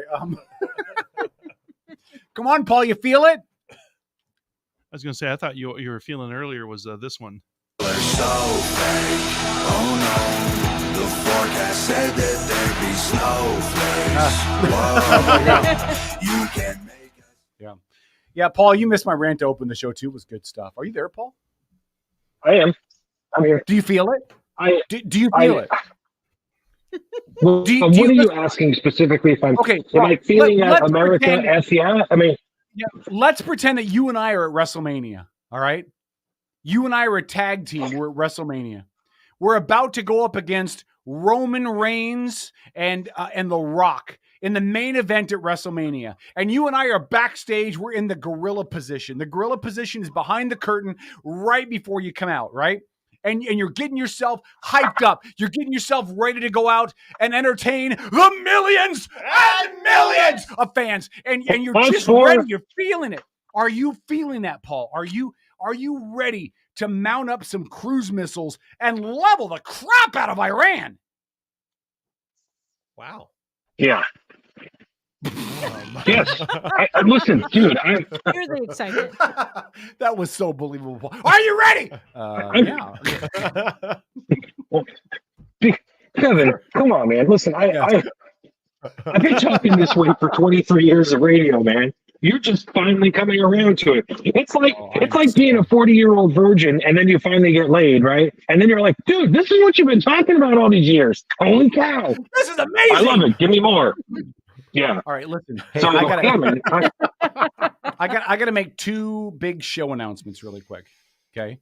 The first one is the same one we've been talking about. Share the show. Mm-hmm. Share the show. We are giving away free stuff. We're giving away swag. What? The first Sunday of March, we're going to do a drawing. Mm-hmm. Everybody who shared the show, we're going to give you from free Outlaw Radio Network gear. You did order. We got Kevin Nelson stuff out. Awesome. We'll do two drawings again. The first place will get two items from the website. Second place will be invited in studio for an entire 3 hours. We'll let you help pick topics. You can pick our wardrobe. You can pick the drinking game, all of it. Okay? Wardrobe. Yeah. Wardrobe? Yeah. Because I keep hearing from listeners they want to see more Tom with his nipples out. But so share the show on Facebook. Only Tom's. And we Only will Tom's. automatically We will put you have a in. quarrel. Yeah. Share the show on Facebook. We'll put you in for that. G, if you're listening, share the show on Facebook. Okay. Now, Margie wants the hat and the shirt. well, if Margie needs to share the show, and then she'll get entered into the drawing. Kevin Nelson, I hope you keep sharing the show, but you're not eligible for the next drawing because you just won, and that'd be bad juju. Here's the second thing, and I'm directing this specifically to my good friend Paul. Is he eligible for the third Oh, drawing? Lord. Okay. He's not eligible. Well, maybe the next one after this, maybe, but not. He Yeah, can't the win third. back to back. Okay. The That'd second, be I- jacked up. yeah. If Kevin, listen, I would love it if Kevin Nelson had a full closet full of Outlaw gear, but I don't want him to be getting it at our expense. I'm directing this to Paul specifically. Paul, I want to make something really clear to you going forward. Okay. Okay. For the last Going several forward. years, you have told Yes. me on a repeated basis Yes. that blank is why I'm single. Blank Oh. is why I'm single. K-Dog, you're single because you blank. You have a room full of video games. That's why you're single, K-Dog. K-Dog, you tell inappropriate jokes about women. This is why No, you're I never single. said that. You have. I never said that K-Dog, either. you're insensitive. But This go is ahead. why you're single. K-Dog, you blank. This is why you're single. I want you to know, Paul. that Well, yeah, from there's a this lot of moment- there's a lot of different reasons. Is that what you're saying? Okay. Yes. From this moment forward, Okay. I'm not single. I am off the market, off the playing field. Well, you've said that before, but I'm shut up and be supportive, you twit. I am a support. I am a fully 100% committed man. Now, that's all I'm going to Committed to say what? on the air. That's all I'm going to say on the air. No, because if you were committed such time and you were in a comes- relationship, you'd have no problem. You'd have no problem saying who it was with. I So am not you, gonna know, make- you Hold may on. be Can I committed finish? to being Can I single. finish? I don't know. Can I finish? Yes, of course. Let me finish. Of course. Let me finish. Of course. I'm gonna ride this boat. The South Park character. I'm gonna ride this boat, and when the time is appropriate, Like a white pony. Listen, when the time is appropriate, and they decide that Everyone was too her and I decide that should be discussed on the air, then we'll handle it at that point. But it's not just a decision for me to make. And what old K-Dog would do is make a decision without consulting important people. But K-Dog's not going to do that because K-Dog is a mature man. So any conversation about single Who K-Dog, apparently isn't very secure in his relationship. Okay. no, Mhm. don't be like that, Paul. This is me thinking about the other person. What? He's not feverish. I'm not feverish. I just I'm checked. totally No, well. there's more to this. There's Totally clearly, well. there is clearly more to this. But you know what? I mean, I respect whatever you want to do, brother. I'll talk to First you of about all, it I've off said air it all you many want times to. on there. I just I'll want talk you about to it be off air all happy. you want to. I got nothing to hide from you. You're one of my want best you- friends. I want you to be, I want you to be happy no matter who you are with, and that's the only thing that I care about. And, What if I was and happy I will, with Tom I will and he had say his that nipples out? the only reason, hey man, to each his own. I would say the only thing that I give you grief about over the years is that I always find out about your girlfriends after you've broken up with them and ghosted them, and that's why they contact me. So then I'm like, I didn't even know Kevin Well, was but here's dating the you. deal. So that's the only thing that I Here's give what you I grief hate about. about you. You could say, you could say, Kevin, I think that's awesome. I hear what you're saying. I see a change, and I'm going to support you. Yeah. And instead, what you did was you said, Kevin, I think you're a douche canoe, and I'm going to kick you while you're down. That's what you did. So I would like. Wait, why you, are you Paul, down? You just said you're in a relationship, and why are you down? I would like you to be supportive and say, Kevin, that's really Like a jockstrap, I'm supportive, dude. You smell. I'm supportive like a jockstrap. But you know what? Anyway, Even a jockstrap still lets the crap come out the other end, right? Even a jockstrap lets crap come out the other end. All I'm saying is, we can now shelve all the K-Dog is single talk. We can put that away. And when more information may be available, then more information may be shared. Maybe one day she'll call the show. Maybe one day she'll be on the show. Maybe one day I'll get married and we can live stream it on the show. Maybe it'll result in a restraining order and my hearings can be streamed live on the show. All I'm Depends if saying they're is federal or not. All I'm saying is for the first time in my 52 years, I am not going to give two craps about things going south and me being embarrassed publicly, me having to explain to the masses about how I screwed something up or how I got my heart broke, or I'm not going to worry about any of that. I'm going to step out in faith. I'm going to step out in strength as a man. And if you don't like it, tough nipples, Tom. Why would anybody not like it? I don't know. I'm starting to think he's going to a monastery. Well, Willie? I was just going to ask you if you started talking to a therapist or something. Oh, I've been going to a therapist for years. Oh, good. Yeah, they've just started me on electroshock therapy. Can you tell? It's working. Okay, Doc, are you voting Republican yet? I don't think so. How about now? I think I am. Trump in 24. If I wasn't mistaken, I thought Paul was saying if you can't be an athlete, be an athletic supporter. Yes. So, Tom, I'm sorry, Paul. Hold on. I want Paul to learn from Tom. Mm-hmm. Uh-oh. Tom, do you have anything supportive to say as I step out in this new era of faith in the unknown, in caring about somebody enough that you'll just take a chance and just quell the rumors? Do you have anything to say to that? Supportive. Teach Paul. supportive. Yeah, Like, actually- don't say anything negative, Tom. It better be supportive. No, I'm going to be 100% honest, actually. I believe that Paul is the future. Teach him well and let him lead the way. Go ahead. I think it's I was confused when you first started talking about this. Yes. It was like, okay, are you joking about like you got involved in some kind of an organization or you've got I thought he was going to something- say orgasm for a second. I'm like, oh, okay, go ahead. Yeah, Sorry. and so I wasn't sure where it was going, but I mean, now you've kind of shined a light on things a little bit, but you really are being like very respectful of this other person, and I'm I attempting to be, have yes. I have to commend that. I mean, it's I'm attempting to like be. you're yeah, maybe she's not comfortable with this. In the whole- immortal words of the greatest band in the history of man, Journey, when you love a woman, you see the world inside her eyes. I'm sorry. It doesn't really apply to this. I just wanted to quote Journey because it's Journey. And they're much better than Queen, Paul. Lori, do you have anything positive you want to say? We Good for you. Thank you. And Phil? I hope sorry. you continue on this path. I'm an adult. I'm a An big adult. kid now. Tom, Phil? I was going to say, it'd be fun. We'll maybe arrange a double date, have a nice time. That'd be great. But I'm hoping to unveil it at WrestleMania. You know what? The fact that you played that is bad enough, but the fact that that's ABBA and I loathe ABBA. I mean, ABBA to me is like 4 Luke Bryans. Okay. All right, Paul. This is your chance before we go to the bottom of the hour break and we get to some other topics. Do you have anything? Do you? And by the way, He's struggling to breathe. on the For 5th sure, Lori, Sunday for of every sure. month, we're gonna dedicate an entire segment on the 5th Sunday of every month at 10:30 to my dating life. Okay. Well, in that case, we'll never get to know. Yeah. No, March is or hold on, was it March? Yeah, March has 5 Sundays. So March 31st will be the 5th Sunday. We'll do a segment then. Oh, I won't so be hopefully March 31st, I'll have much more to share.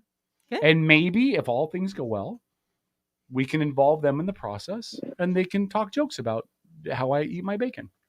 From the chat, yes, with all of this stuff, in consideration and such, there's a question for you. Can you juggle? Can I juggle? Yeah. Can you juggle? No. Oh, No. No, I do not have. Because that was the question. But can he juggle? No, I can't juggle. Okay. No. Right. I can ride a bicycle. No. That's about it. Trust I can't me, roller Kevin can skate. juggle. Kevin can definitely juggle. I cannot roller skate. Did you guys know that? I am unable to roller skate. Why not? I can't roller skate. No. Why? I tried to roller skate and I failed miserably, and I've tried since then, and I failed miserably, and I've given up. I've punted. I am not roller skating.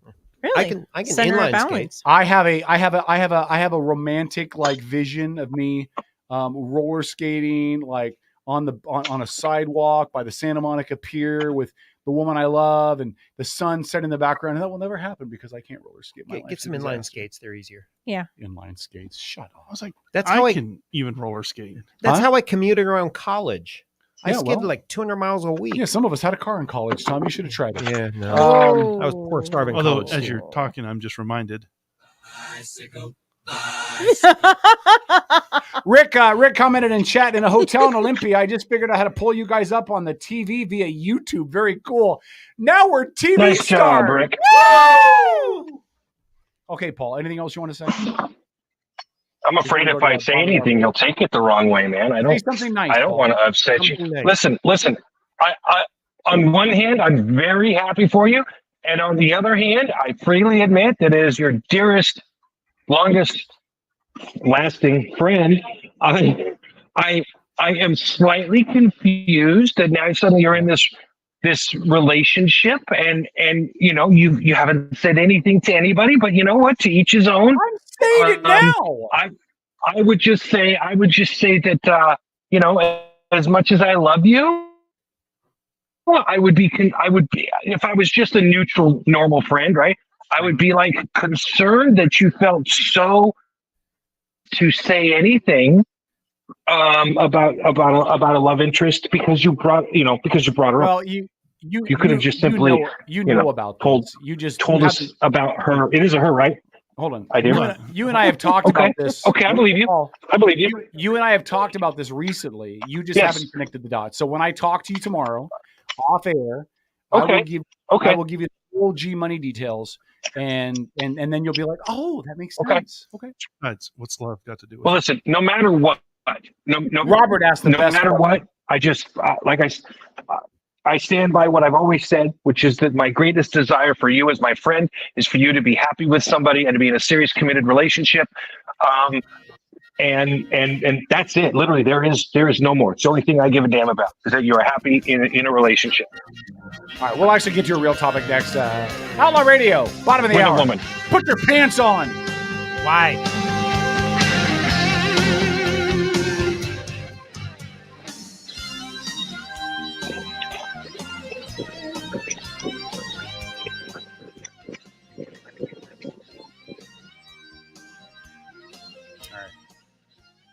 I'm in a really good mood tonight.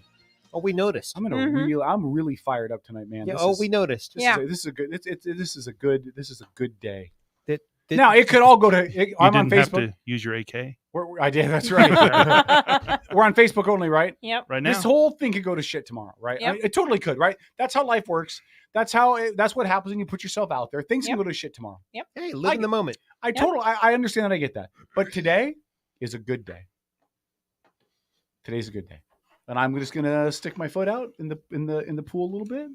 There you I'm go. gonna Dip walk your off the toes. deep end a little bit, Yeah. and we're gonna see what happens. All right. There you go. And if it fails, then You tried. We'll have a drinking show. Hey, We'll I have know a drinking guy. show. I know you know a guy. I know a guy. Yeah. Anyway. Okay. Comments in chat. I think Robert had the best question. Oh yeah. We're gonna get in trouble on YouTube. Turn that off. Robert says, does his Jeep qualify as a relationship? Well, it costs a lot of money. The maintenance requirements are high. Probably not. It's actually okay. It's not a Jeep. Is that who's Rick? Is that Rick Eckert? and Justin Trudeau? No, but No. That looks like Justin Trudeau from over here. it's a UW sweatshirt.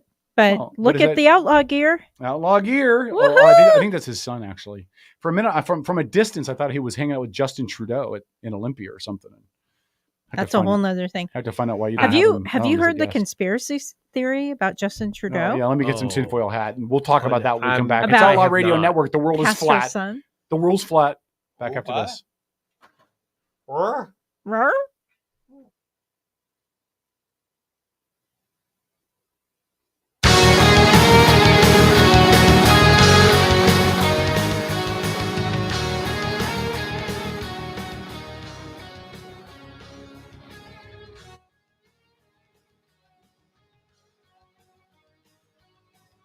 we back? Yeah, we're back. Outlaw Radio. Yeah. Oh man, my stomach has been jacked up for days. What'd you eat? Well, Friday I went out drinking. Oh, well, that'll Outlaw do Radio. it. No, I don't usually have an issue with that, but I went out drinking Friday. Drank a lot of tequila. Oh my god, a lot of tequila. Tequila's the best, by the way. And my stomach's just been all wonky since then. Mm-hmm. There's stuff going around. Is there? I don't know. It's Sunday. It was 2 days ago. Try a little kombucha. Kombucha? No, I hate tea, dude. Yeah, but kombucha is it's got all the live cultures. It's I just want to put in my gut live culture. It settles the gut. Helps the. That's what they told the girl in the porn video. You just need some live cultures. All right. Helps the biome. Tums or Sprite. All right. Paul, can we? You want to change subject? Pablo. I guess we lost him. Pablo. I'm still waiting for Paul to report his No, speed we test. didn't. No, we didn't lose me. But there when you we're are. not on, I make sure I put the mute button on. I always make sure I put the mute button on, especially when I've got kids, dogs, animals, and all that around, and I'm cooking for everybody. And your wife. Yeah. And your wife. Yeah, she's not around. Oh, she's not home? I thought you said earlier she was home. I thought she was home tonight. Well, she is headed north. She is, but she's delayed her heading north because she's taking care of some issues out in the barn with the horses. So. Oh, okay. On the So she'll barn, be leaving she's anytime. killing more turkeys with a shotgun. Right? Yeah. Yeah. Paul, let me ask you how we promised we'd get into the southern border issue in the second hour. And I'm curious what the best way to even start this conversation is, because I feel like there's about 30 different ways to go at it, right? I mean, Biden came out a couple of weeks ago and said that the southern border has been jacked up for the last 10 years. By the way, most of that 10 years was under Democrat leadership, but I hate to be the voice of reason. Sorry, Paul. The numbers of people coming across the border has continued to skyrocket. Now that the federal government is suing the state of Texas because Texas put up razor wire and the federal government wants them to take it down because it's inhumane. By the way, it wouldn't be inhumane if you weren't trying to climb on it. What's the best way to even open this conversation, Paul? Because it's so confusing and messy and deep and complicated.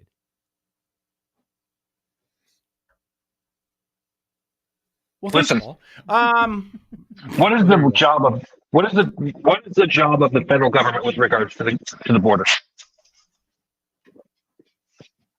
I don't know how to answer What that. do you think? What's their job? They're supposed to secure the border. Well, that's honest, right? Aren't they? I mean, aren't secure they the border? Keep the United States. Yes. Yeah. Yes.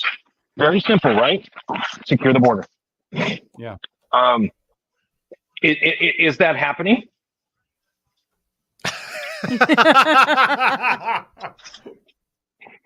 Well, do you want my honest answer or the in-depth? Let me give you the in-depth philosophical answer to that. No. Okay. Right. Boy, Kevin gets a girlfriend, suddenly gets hit by a bout of clarity. Well, it's amazing what getting Twitter pated will do to you. Holy cow! Is she a conservative? Oh, stop it! Don't make I was any just of my joking. relationships. None of my relationships are allowed to be made political by you. That's just gross.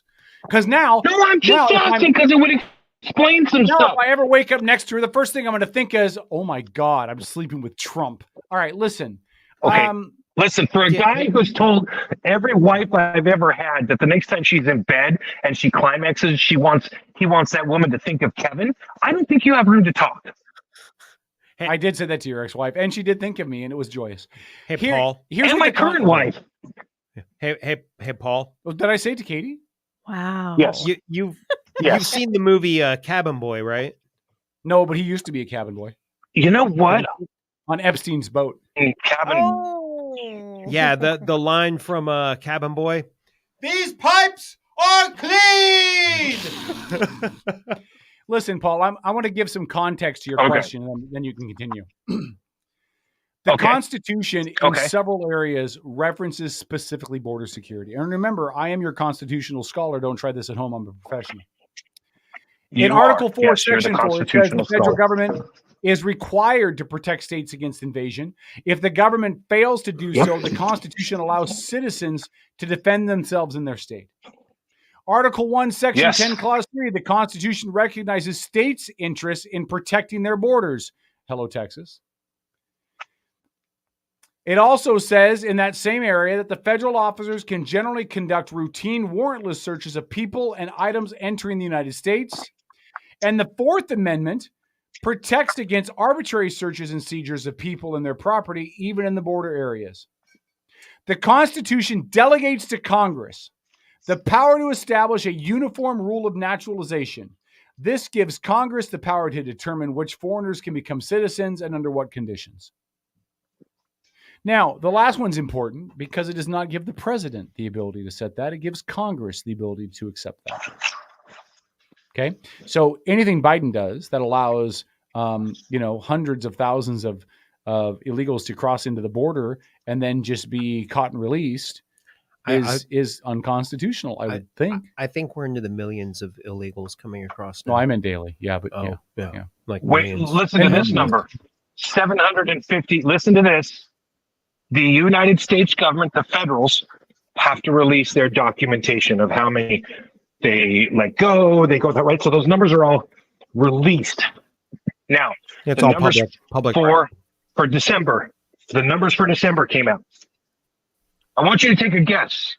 How many people the Biden administration released into the United States of America in the month of December? 120,000. Okay, Kevin, that was a pretty good guess. Tom, you have a guess? 250. 250,000. Lori, you have a guess? Yeah. No.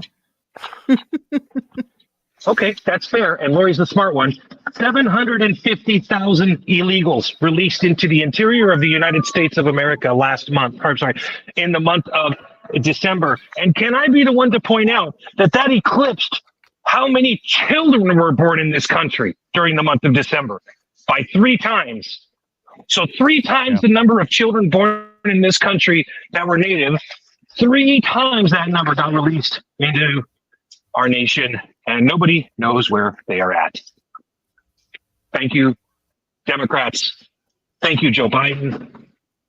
You can all kiss my white American ass. Well, you're Polish, so could it be your Polish American ass? I mean, well, that just makes me pasty white. Let's be intellectually honest, Paul. I mean, you're Polish, which means your ass. I said pasty white. Yeah, pasty white. Disappointing. The folks on Grindr were not impressed. Go ahead, Tom. Did you think that it was that many people? Like, seriously, Tom, did you think that it was even close to that? No. I mean, that's just an absurd amount of people. It took a month to throw off our national census. In one month, that screws up our census. For sure. Listen, it is not it is a well-known secret in political circles that the motivation for the Democrats to do what they're doing with regards to the border is what? Anybody answer that? I bet Lori can't. Yep. They need new voters. Yeah. That's right. That's right. The very frequently. You don't think what? You don't think that's the case? Democrats openly talk about it. Yeah, but it isn't a thing yet, and it can't be. I mean, the Constitution is clear that you have to be an American citizen to vote. So, and you're not going to do an amendment and you're not going to get an amendment to the Constitution to pass under the current political climate. Well, then you tell me why some havens of liberal beliefs have already passed laws that allow people here illegally to vote in small town elections like school board, mayor, city council, and stuff like that. Then explain to me, if they don't have the right to do it, explain to me why these liberal cities are allowing them to. I'm going to tell you this. Here's what I think it is. I think it is about money. Because as you bring in these illegals from these third world countries that don't have anything and they don't really come up here with any kind of a plan how to support themselves or their families, and you're putting them into a system that then requires more government support and social programs and welfare and food stamps, you're basically just bloating the government more.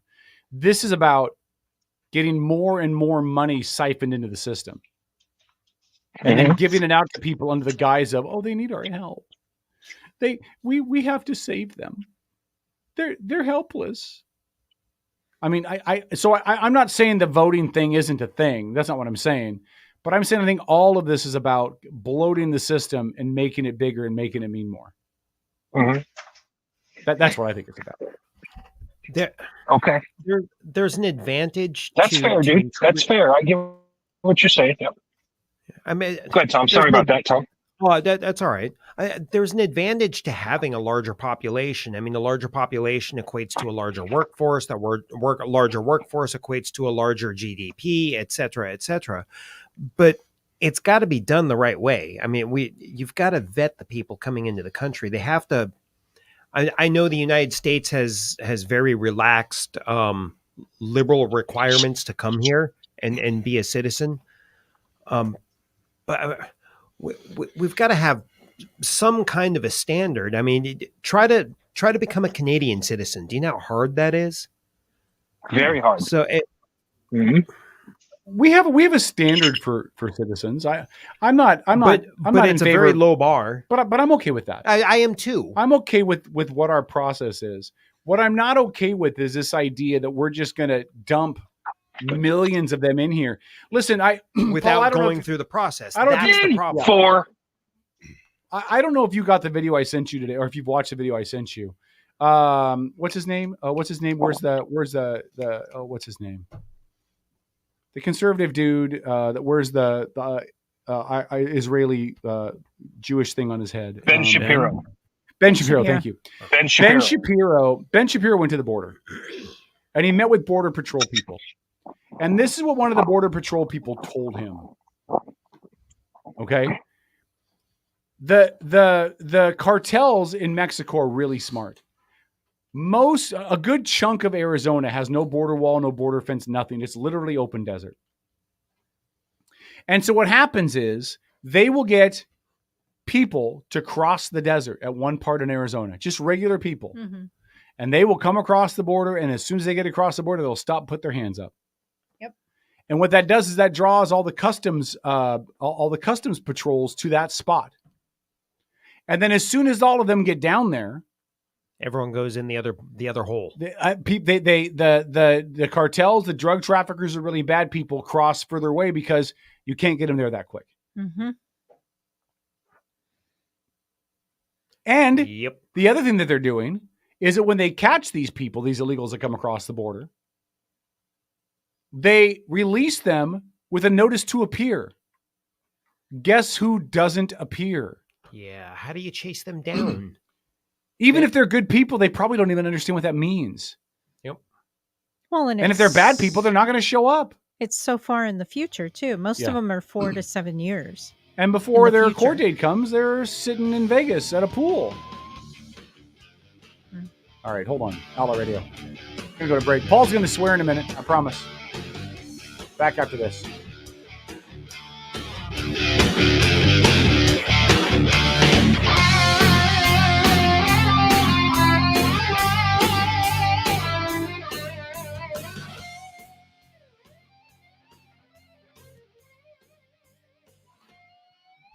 Hi, Paul.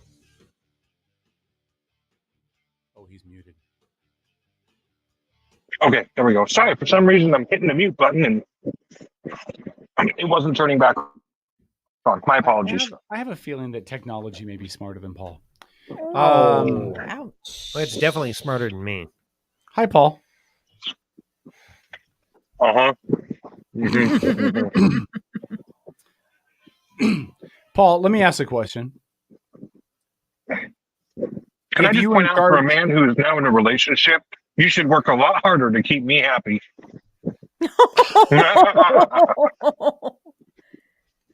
Really? Whoops. What happened to Paul? I have no idea. Where did he go? Oh. I don't know. Here we go again.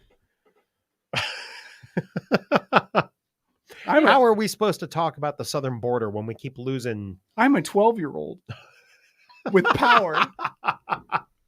Anyway. Facts. Hey, Paul, what happened? Did your internet drop? No, let me tell you what, you son of a... Love you, Paul. All right, Paul, what would you do on the southern border if it was up to Oh, you? God. I would close that thing off so fast.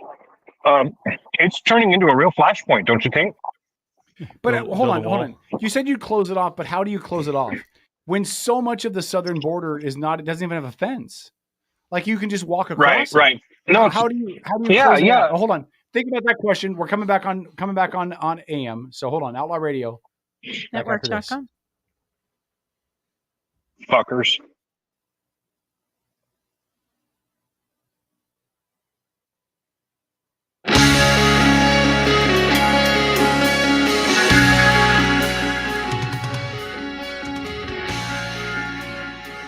I know. He's deaf. What?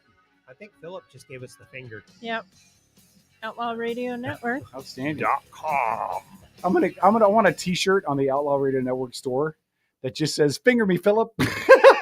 That's Bob Ross. Thank you. But I think but there's Philip no sounds alliteration better. there. Yeah, there's alliteration. Yeah, the Philip. alliteration works with The Philip. alliteration helps. Can we make a promo that just says Couldn't "Welcome you to do Outlaw one? Radio Network"?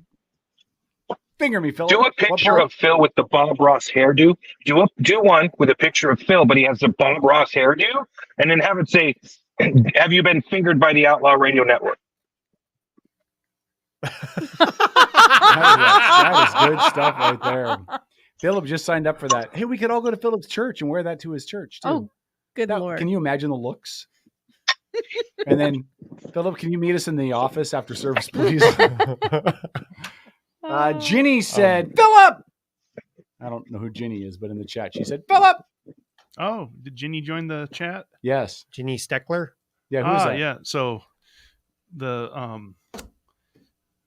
stepsister, I guess, is how that works. It's, dad married his mom, her mom. Anyway, as she's always like in the politics things, like, hey, join the chat. Sorry, there she is. Jenny, I have bad news sure. for you. Came too late. I'm off the market now. I'm off the market. All right. I'm being funny. Dodge that one, Jenny. Tell you what. You dodged that bullet.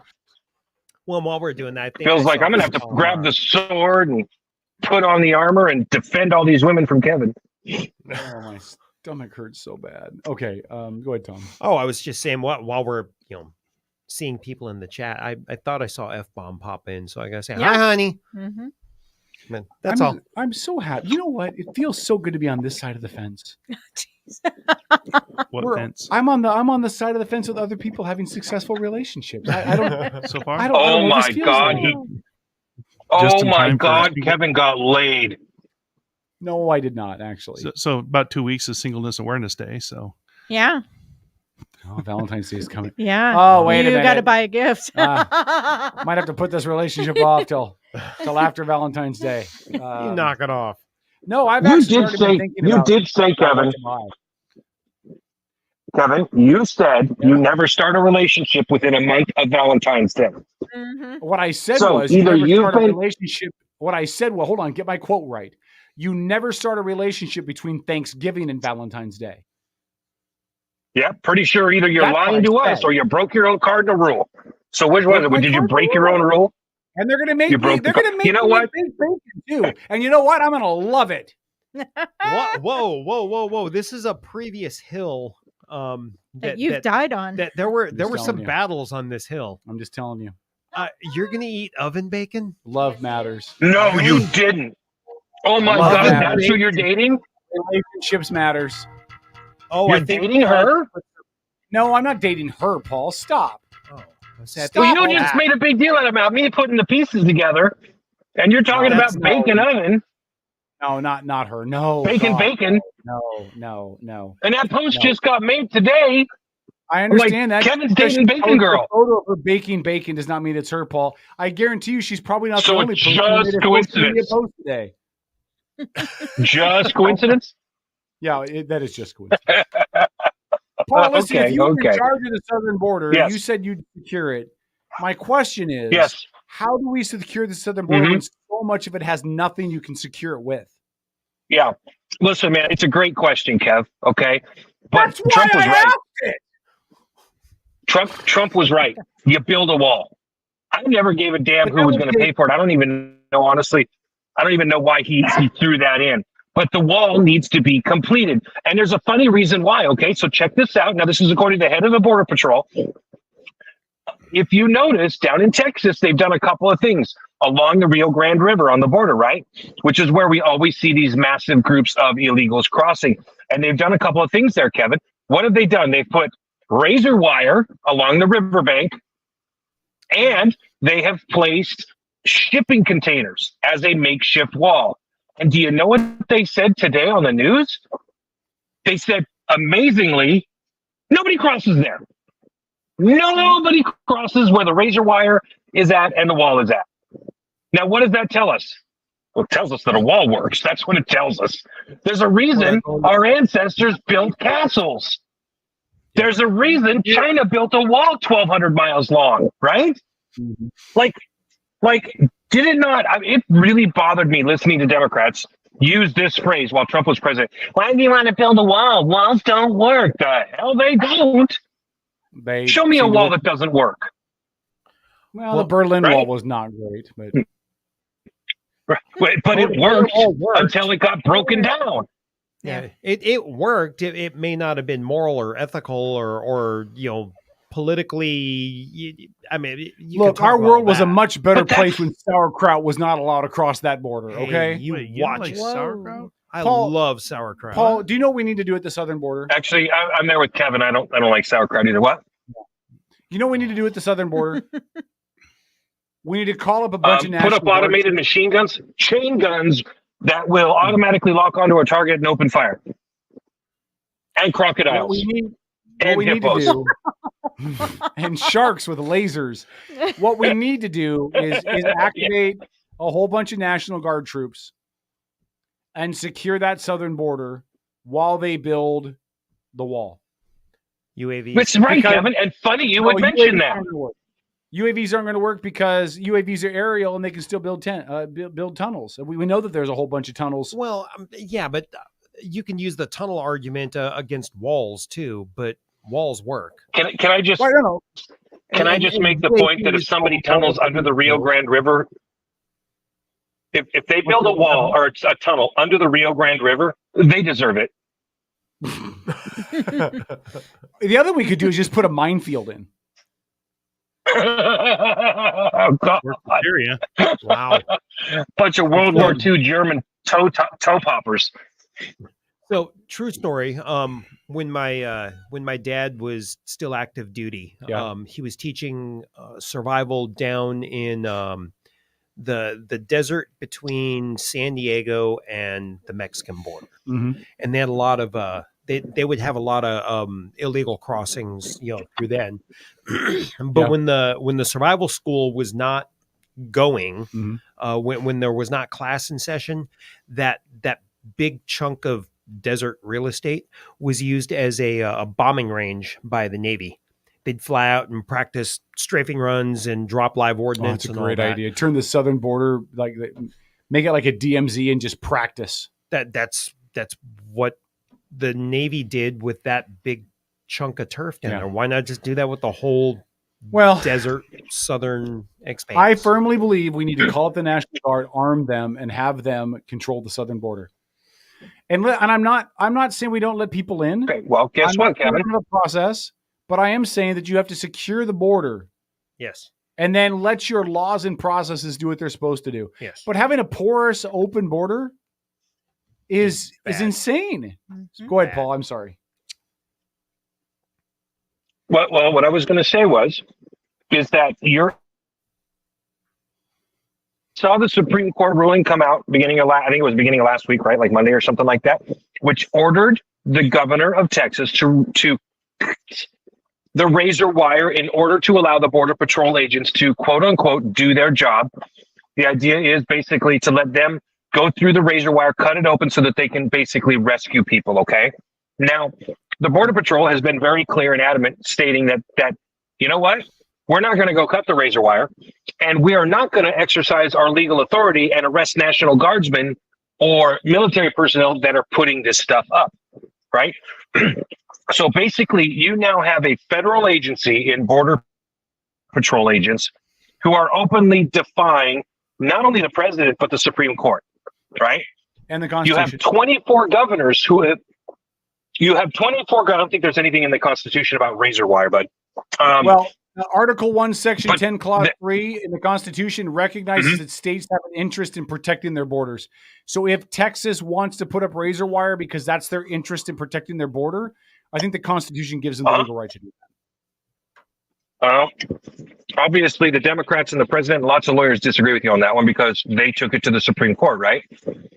Yes. So here's the point that I would make. 24 governors have offered troop support, military, National Guard support to the border to help Texas out. That's monumental because you have Democrats on the far left from Texas itself, a senator and a congresswoman who have said, very openly to the president of the United States, federalize the Texas National Guard. Have you guys heard about that? So they're calling on the president to federalize the National Guard in Texas, right? So that they have to follow his orders. Here's my problem with that. Those elected officials clearly do not understand how the National Guard and the United States military works. Okay? You have to get permission from a governor to use his National Guard troops. They are not federal first. They are state first, federal with permission of the governor. That's a monumental difference. You can't just go in there as a president and say, give me your National Guard troops right now. No. You got to say, hello, Mr. Governor, I need to use your National Guard troops. Will you please issue me written permission to do so? So it is a very, very important distinction and part of our laws that govern our military and their usage. So, and listen, so people are like, well, the National Guard went to war and they went to Iraq and they went to Afghanistan. Yes, they did with permission of their governor. Yeah. That is an absolute 100% must. So, and I know people will say, well, when you take your oath of office, you're swearing to the Constitution, yada, yada, yada. Yes, but you're legally obligated to the rules and commands of your governor until when and if he basically passes you off to the president under whatever conditions. So, listen, I'm all for it. I mean, I've heard people that you wouldn't expect to hear this stuff from openly discussing like this is like Civil War kind of stuff. You have military personnel and you have federal agency personnel openly defying the president and the Supreme Court and saying, yeah, we ain't doing that. We ain't going there. You have a governor that's actively defying the president and the Supreme Court. And I don't even know how much I would say they're defying the Supreme Court, right? All the Supreme Court did was issue a ruling that said that Border Patrol agents have the right to cut the razor wire in order to do their job. It was a very limited ruling. So I don't know. We'll see. It's going to be interesting to see how it plays out because they are forcing the president's hand now, right? Because I think we all recognize that as people can't cross in point A or point B, and as they build walls in point C and D, they're just going to simply move further one direction or the other. They're, until there's a complete wall that is finished, they're just going to keep finding the holes. So build a wall. Right. They've given. Remember Trump. When the red wave didn't materialize during the midterms last year, right? Mm-hmm. And we said, yep, we think has a lot to do with that Roe v. Wade decision, right, by the Supreme Court, because it was a rallying cry. Well, this border issue is exactly the same thing. Yeah. All right, hold on. We're going to top of the hour news. One more hour of the show is around the corner. We're back after this. This is Outlaw Radio Network.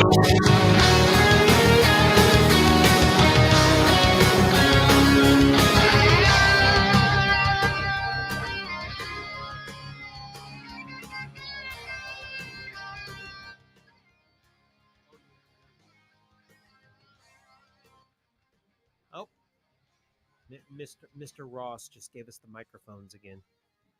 All right. Dennis, do you want to let the people know what's coming up in 5 minutes? Just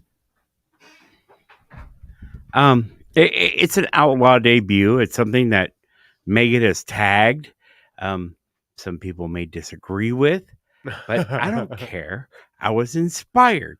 Sometimes I get that way when Kevin and I aren't bickering like a married couple on divorce court, which happens.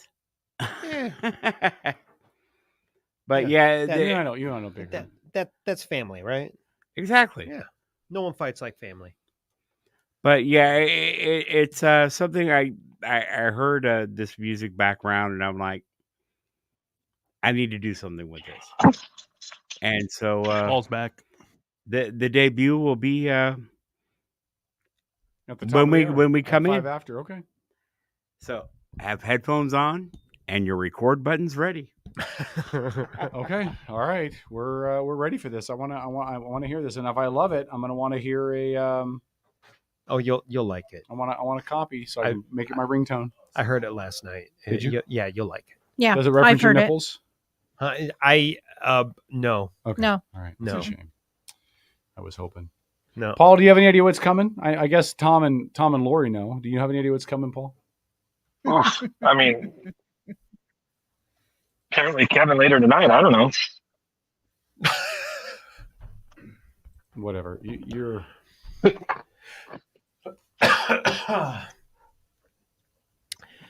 Oh, this is riveting radio. Okay, so let's check the chat room really quick for comments. Okay. Yeah, we'll check the chat room. Heather says I'll like it. Margie said she saw you, Paul. Yeah. Margie said human trafficking and organ harvesting. Good to hear about your weekend, Margie. Listen, can I point something out about that? That's an interesting perspective. We've had people actually say in our chat room, and I won't discuss who. That's not the important part. That, and I quote, issues like child trafficking are way overblown, especially right-winger movies like Freedom Reigns. And that's been placed in our chat room. And it blows, and it was from a leftist. So it blows my mind that somebody on the left would insinuate that child trafficking isn't, and I quote, that big of a deal.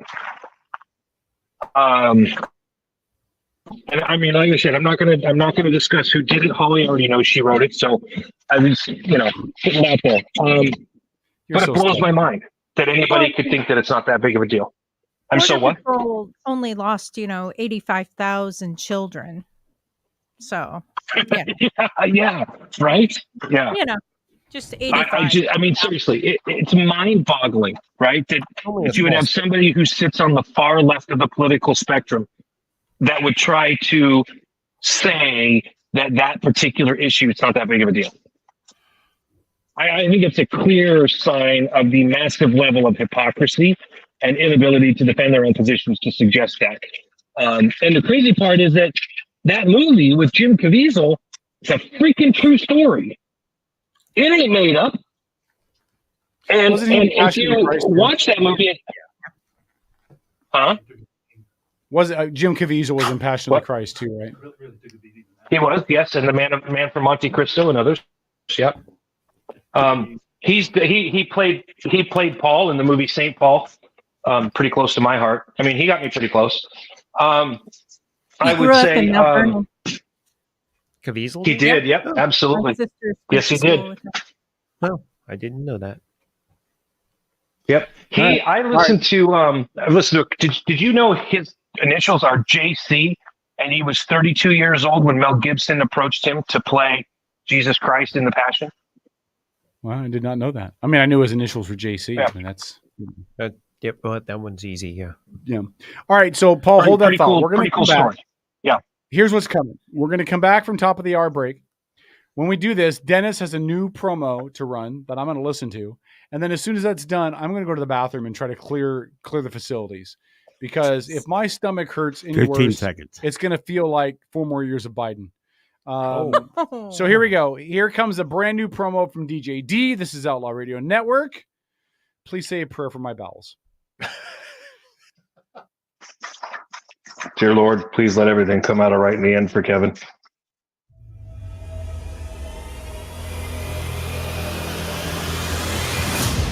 This is the Outlaw Radio Network.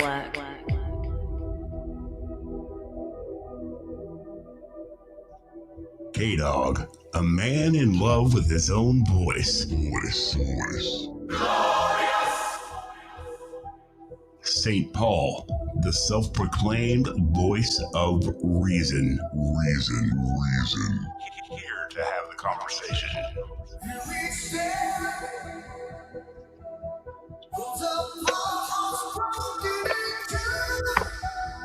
I didn't come along and divide this country. This country was seriously divided before I got here. We are very divided right now. Some of that is attributable to our current president. It has been greatly magnified by the course of media. What some have called truth decay, right? Where facts don't matter. Everything is fair game, everything goes. That has contributed enormously to these divisions. We lived in a divided nation. I don't care what side you're on. And by the way, there's only one side, American. That's the only side. The Outlaw Radio Network. A bunch of a-holes. Because the media, those people right there, they're corrupt, largely corrupt. They are truly the enemy of the people. They are. Without the media, without freedom of expression, without freedom of speech, we would not be the democracy we are. The freedom of the press is absolutely essential. Here's what bothered me about the last election. I could not believe we were fighting each other over these idiots.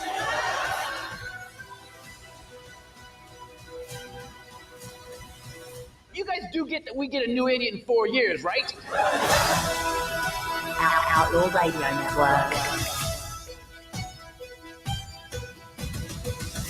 In spite of all that I've seen, I have great hope for the future, and certainly great hope for America.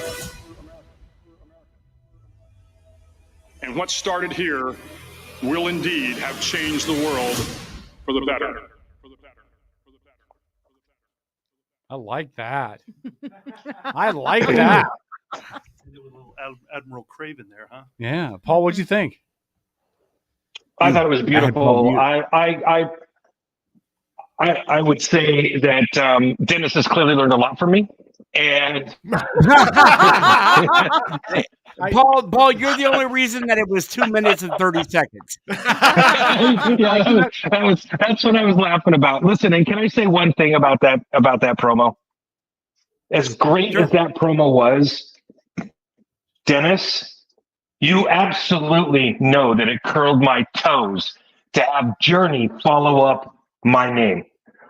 That was enough right there to make a grown man cry, but it was well used, and I appreciated it and loved it, except for the Journey. But other than that, it was absolutely beautiful. Can I give the only issue I have with it? Okay. It's fabulous. I love it all the way around, but you didn't say Tom.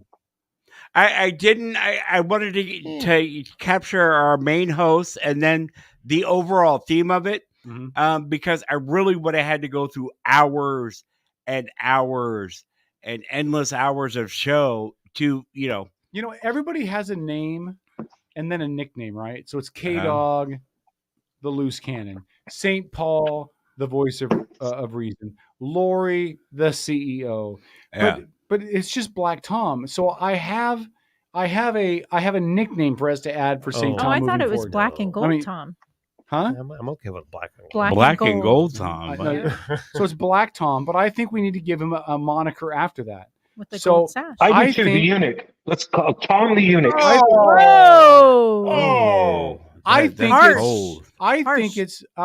think it's Black Tom, the libertarian circle jerk monkey. That's what I'm going for. Ouch. What do you guys think? No. Wow, I thought the eunuch was harsh. Something about this Unicorn and promo, though. rainbows. I had showed Paul that instrumental. I love that promo. Months ago. Yeah. Months and months ago. And I said, Paul, let's it's collaborate and, send me some clips. Getting Paul to do that is like Kevin to swipe the right direction on a dating site. What? She looks like a dumpster fire? All right. I'm gonna go use the restroom and try to. I'm glad everybody liked it. And go ahead, go to the toilet. We'll run it. I just really want to say really quick, if you're with the mall and you're hearing this message, you may want to send hazmat. You may want to close the facilities, put up some caution tape, bring down the police and the fire department, because in the immortal words of Ace Ventura, Pet Detective, don't go in there. All right. Or from the movie Friday, you might want to give that about 35, 45 minutes. Good luck, K-Dog. Hope everything comes out all right in the end. I think you're on. Still. Oh, there it is. We got you. And I'm not used to hearing myself. So yeah, we got to figure out a better subtext. That's Yeah. And what are they going to use for me? We have Bald Tom, Bald Black Tom, Golden Tom, the man with bronze. Really? Or the booze. All of that sounds really bad. This all of a sudden sounds like a podcast for the porno industry. Boom, chicka, boom, boom. Wow, chicka, wow, wow. Yes, exactly. Well, let's see. You like to talk about There- unicorns. And, I do. yeah. Your ideas. You always get. And Hello Kitty. I know, but that's K-Dog's K-Dog skill. always says Hey, that wow, you're look. in unicorn land. Yeah, Black Tom and the Golden Ambitions. That sounds like a band. Although I am kind of digging the music here. A Andy. band that does porno music. Sure, why not? I still like the, I don't know if you're aware, the libertarian, there's sort of a subgroup, the people with the pieces. There's more than one subgroup, Yeah. but Well, they caucus together, right? Right. Yeah, so they call themselves the Mecox. For sure.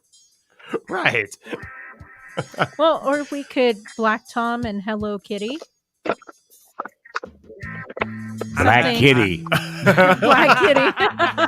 Hello Kitty's pink. Well, that might give the wrong impression. Yeah, it might. It might. Well, Dennis is playing the right music for that, so it's Listen, keep that music playing because I can hear Kevin on the toilet behind you guys. That's coming right on through the microphones. If we're Riveting doing, radio If we're doing tonight. cartoon stuff, And- maybe Black Tom, 15% cooler. Oh, but wait, we have more porn music. Uh-oh. Yeah, riveting radio here. What Way riveting. What With are the we? soundtrack. What? You What's you our know next you went somewhere wrong, idiot bit, when YouTube sends you one of their notices about copyright infringement. And they're like, "Who did I steal that from?" And it's like, "Wrong, Jeremy." Sorry, that was from a Tracy Lords movie. Right. That's actually really funny. I say, Dennis, is that Tracy Lords before or after 18? Oh. Before everything that was Yes. supposed to be deleted. Someone's got Right? some crusty VHS tapes out there. I know. No. So it's crazy. So this, Oh, good Lord, Dennis. Did you guys see there was just an article that came out about Pornhub? And No. apparently they've been using algorithms to groom children. And I'm like, I haven't had a chance to read the article. I just read the headline. Yeah. I was just like, oh my God. Like, So to have. Yeah, go ahead. Oh, I just to add some backstory to that. I know they've had some issue. I saw a documentary on. Oh, Paul's gone. Well, I'll just keep talking. I had seen a documentary. I don't remember what streaming service it was. About the adult industry. I believe it's there's one about Pornhub. I Yeah, believe specifically. I believe it's on Hulu. Was it Hulu?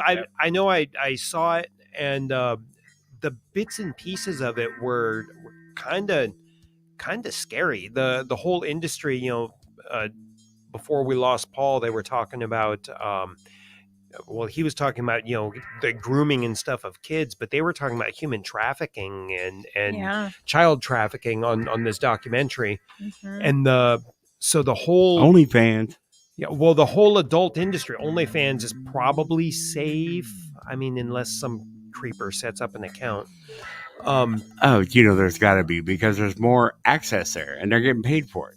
Yeah, well, that was the conversation on this documentary about the industry and children being trafficked into it, and so basically videos of abuse were being uploaded and anonymously uploaded. So, oh, you've got details. I've got details. Okay. Pornhub owner from Montreal, Canada. Yeah, MindGeek, if has I'm not been mistaken. blocked in many U.S. states and has paid $1.8 million to the federal government in the United States to resolve some issues that they had regarding sex trafficking. That's not a very big amount. I I mean, know. as a Cost of doing company like, business. I was going to say that's not a big enough amount if we're talking about protecting children, because that is, for something huge like that, the cost of doing business. I mean, I know there's been states trying to implement rules like, you got to do certain checks before people can access sites, but what happens is people just, okay, they want stuff, they roll a VPN.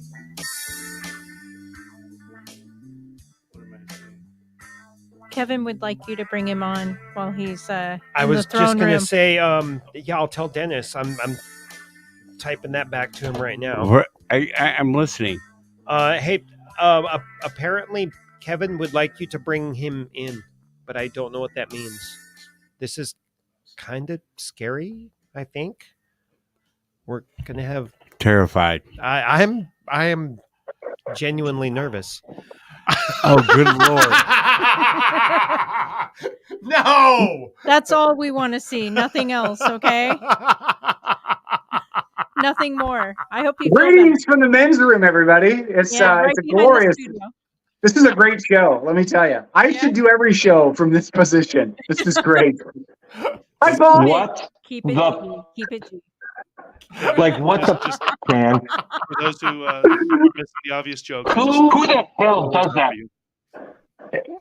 And by the way, let me point out that the relationship is serious, Kevin. Just so you're aware, the relationship is serious when you're in the bathroom and your significant other walks in and just drops trowel. And Is that, you're like, that's the benchmark? That's the benchmark. Yep, that's when you know it's all downhill from there. So once she takes it, video, but I wasn't thinking of this. Yeah. This Yeah, is not the listen. video we want. I'm just going to say this. There are millions of podcasts all over the world that do shows. There's probably millions of them just on StreamYard all by itself, but nobody is broadcasting live for the men's room while they sit on the toilet. So I just wanted to say, thumbs up, Philip. And we don't this need was to the greatest start now. invention you've ever had. Yeah, I can hear you in stereo. Isn't that a show on the KIS, or was it KIS? KISW? 99.9? Yeah, KISW. Yeah. The men's room. It's called the men's room. Yeah. Yeah, they run in the afternoon. By the way, everybody on Facebook who is watching us and watching Kevin, let me point out where Kevin is. He's right behind us. This wall. It may be a whole room and then a wall. No, it depends no, on which it's one not. he's in. Nope, I can No, hear him. we can hear him. I can hear him not only in the headphones, but outside the headphones. Yep, no, he's right next door.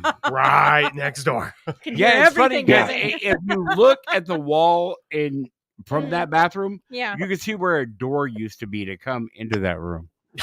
Oh, that's scary. I think our viewership is up now. And actually, it has been going up. It's really funny. Hey, And, Paul. Hey, Paul. Yeah, Kevin. Yeah, I'm here. I just wanted you to know that my trousers are down. Well, thank God. I mean, it'd be weird thinking about you taking a crap with your pants up. 30 days till you can be in here without pants. You guys all said you wanted me to Dennis, just let myself go and be happy in a relationship. I'm letting myself go, I'm pretty folks. sure that's not what we meant. And No, Dennis, that's if not you what we have meant. art of Dennis, if you happen to have the art of noise available, go ahead and play it for Kevin. Now is the appropriate time. We need to cover up some sounds. Oh, yeah, good. yeah. Moments in love, brother. Moments in love. Dude, don't point the Kevin. camera up at the I ceiling, only Kevin. want to see the ceiling. There's only the you ceiling. can turn the camera off, Kevin. Yeah. No, don't turn the camera off. No body parts, Kevin. Come on. Hold on. Listen. Yeah, we can hear you twice. All right, just checking. And from the chat, there's F-bomb. Good Lord, I'm glad I'm home. Yep. But are You you, know, Heather? a guy got fired. Are you? A guy got fired off of CNN for jerking off during a live televised audience because he did what Kevin did. Right? Bad juju, brother. Bad juju. Don't ever do that again. Hold on. You're All it taking takes that is way that too camera far. at I the was wrong angle just once. I was sitting in a comfortable chair, and yeah. You mean Jeffrey Toobin? Yeah. Yes, Jeffrey Toobin. Yeah. Yeah, his How Toobin do was you showing too much. Right? Yeah, I don't know how you apologize to a crowd for that. Hey, Kevin, welcome back. you know, Adolf. can I just I hope can you I just watched point out, Kevin? That's what I was just gonna say. He just flushed the toilet and walked out. Didn't wash his hands or nothing. Look out, people. Hold on. Look out. Now he's wiping them off. Hold on, listen. I didn't do anything in there. Like I can't poop if you want the honest to God. So there's I didn't Performance anxiety? I didn't. That's what I was thinking. No, my stomach is just killing me, man. Oh, but I'm listen, sorry. Sprite. I am so happy. Drink some coffee. Sprite and Ritz crackers. Kombucha. I thought I had some Ritz crackers in here too. Maybe I don't. Yeah. There's definitely I'm some just crackers in here. I continue to check off things off the bucket list in one night. Here, what have we done in one night? In one night, I proclaimed that I'm no longer single and I'm committed, right? In one night, Dennis busted out a brand new freaking promo that was awesome. And I fulfilled a lifelong dream of broadcasting live from the commode. My life is perfect. And I invited someone to join the chat, and I think we scared her away. Yep, with the commode shot. No, our viewership's up again. How could that not scare people off, dude? But our Let me take the crowd with me. Okay. Oh, Nobody saw anything. Come on, I'm too smart for that. Oh, we're checking out something in the Madden home. What are you showing us, Paul? Oh no, I just turned the camera on. That's all. Oh, Just turn the camera on. No, nothing in particular. Are you going to the bathroom too, Paul? I think he's in the kitchen. Yeah, I'm literally in the kitchen. But you know, thanks for thinking of me, Kev. Thanks for thinking of me. Love you, Paul. Love you, Paul. Oh, Yeah. and Robert Parker in the chat says you saw the light to join the conservative front. Yeah, There's another we'll see if accomplishment. that lasts. Yeah. We'll see. I mean, tonight I'm just fed up with all of it. Once you see the light side, Kevin, there's no going back. You're committed. You're committed to the cause now, brother. Once you go we whack, you never go appreciate back. it. Okay, I got it. Once you go whack, you never go back. Okay. Oh my gosh. All right, that's good. All right, that works. I have no idea why you would say that. Coming up in about 8 minutes, we're going to play another rousing rendition of Writer Racist. Because I now love that this the game. pooptacular is over. What's that? Now that the great pooptacular is over. We're calling it Poopageddon, Paul. Poopageddon. Okay, Poopageddon works. That works. Poopageddon. I heard it was more like the Red Wave. Really underwhelming. Really underwhelming. Wrong sex, Phil. If me broadcasting live on the wow. Wow, Paul. Oh, it took me a second. I tried to skim right over the top of that comment. I did well until Lori giggled like a schoolgirl, and I was like, wait, what? Oh. I've heard Kevin can be a bleeding heart, but that's not. Oh, ouch. Wow. Come on, guys. Oh, touche. Touche, Phil. Touche. About your trip to the commode. Yes. And your Kevin sliding the Biden. That was funny. That last joke. That was funny. That last joke, though, was absolutely funny. Sliding the Biden. Yes. Sliding the Biden. I totally. Well, apparently, though, he didn't. So he's holding on to it. Like past regret. Like Biden, he got lost. He's still packing. Unfortunately, everything did not come out all right in the end. Yeah. Anyway, Go. my stomach is just jacked up. Might make me want to get out of here on time tonight. No. Yeah. I'm glad after that you're just saying it's jacked up instead of something else. Appreciate that. Shut up, Paul. Kombucha. You guys are out of your mind. I'm not drinking tea, man. Tea is gross. Or as I call it with my wife, she likes Is that stuff. kombucha technically? Yeah, is kombucha technically a tea? No. My daughter likes kombucha, but I didn't think it was a tea. Kombucha. You said it's a tea. And I'm thinking it's not a tea, right? No. It's not a my tea? daughter No. likes it a lot. She loves it. But it's fermented. Okay. Yeah. Gotcha. my wife Yeah, it's fermented, right? Yeah. puts the fermented stuff and puts the lime in the coconut. Yeah. Just shake it out. Yeah. Yeah. No, I've I had a friend of mine that got a DUI and he had one of the blow and goes in his car and he drank a kombucha and it buzzed him positive and shut his vehicle down. So he was stuck at the grocery store for like an hour. Yeah, there is. So, yeah, there is a little bit of alcohol in it from the fermentation, but it's pretty low. Yeah. So the less Yeah. don't do anything to get a Right. Wow. Sliding the Biden and wiping the Trump. And then you're the reason God made Oklahoma. Oh, no. Hey, listen, I want to ask just really quick, Paul. This will just be really quick. So Sofia Vergara came out this week. And you know, she was in Family. What's that?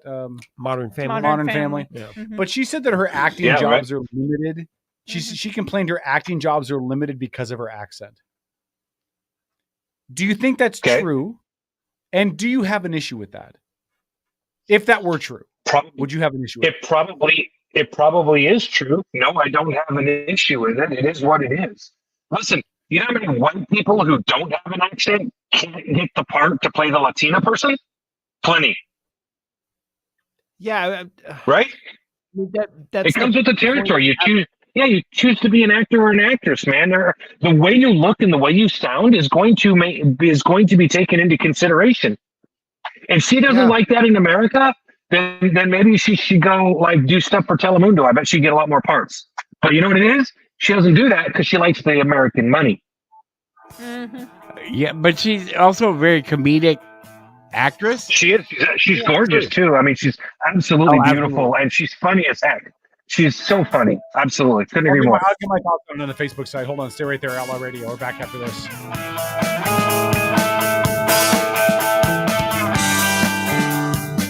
You're listening to the Outlaw Radio Network. .com.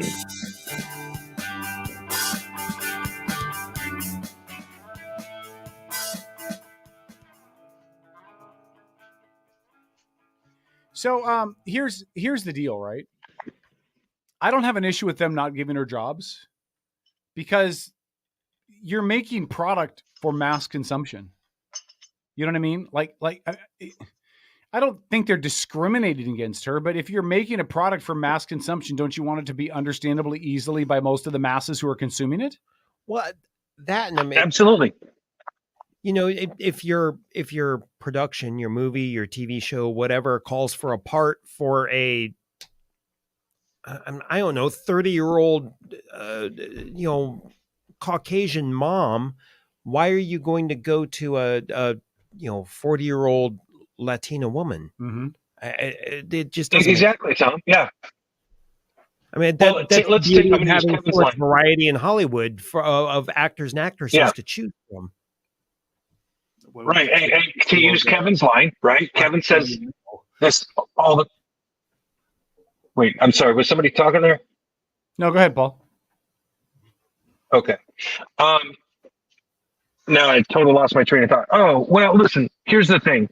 We hear actors and actresses of certain persuasions and members of the LGBT community all the time talking about how they cannot get certain parts, right? Because there are, and for example, you have Native Americans who rightfully say, hey, how come you have white people playing the parts of these Native Americans, right? And we see that all the time. Yeah. So, it goes both ways. It goes both ways. Coming back. That's all. It goes both ways. Outlaw Radio. Outlaw Radio Network. I'm Brandy Cruz, host of the Undivided Podcast, and you're listening to Outlaw Radio. Good luck.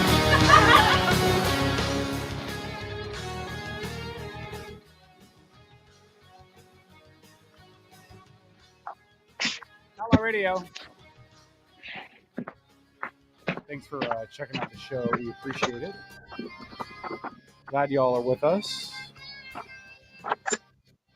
Paul joins us from the palatial St. Paul Estates. That's right. It's palatial. Yeah. Where are we going next? There. Well, we're gonna play right or racist, but I wanted to give just a thought on just the show tonight. This has been a lot of fun. Mm-hmm. You guys are great. You guys are awesome. You've been Paul, you're better than average, but yeah, the rest of you guys are awesome. Interesting frame of mind. Yeah, tonight. I know. I'm feeling really good about myself today. Good. I'm definitely here to help put the fun in dysfunctional. Yeah, exactly. Thank you, guys. All right, you ready to play some right or racist? Yeah. Dennis, do you have any game show music for us, Dennis?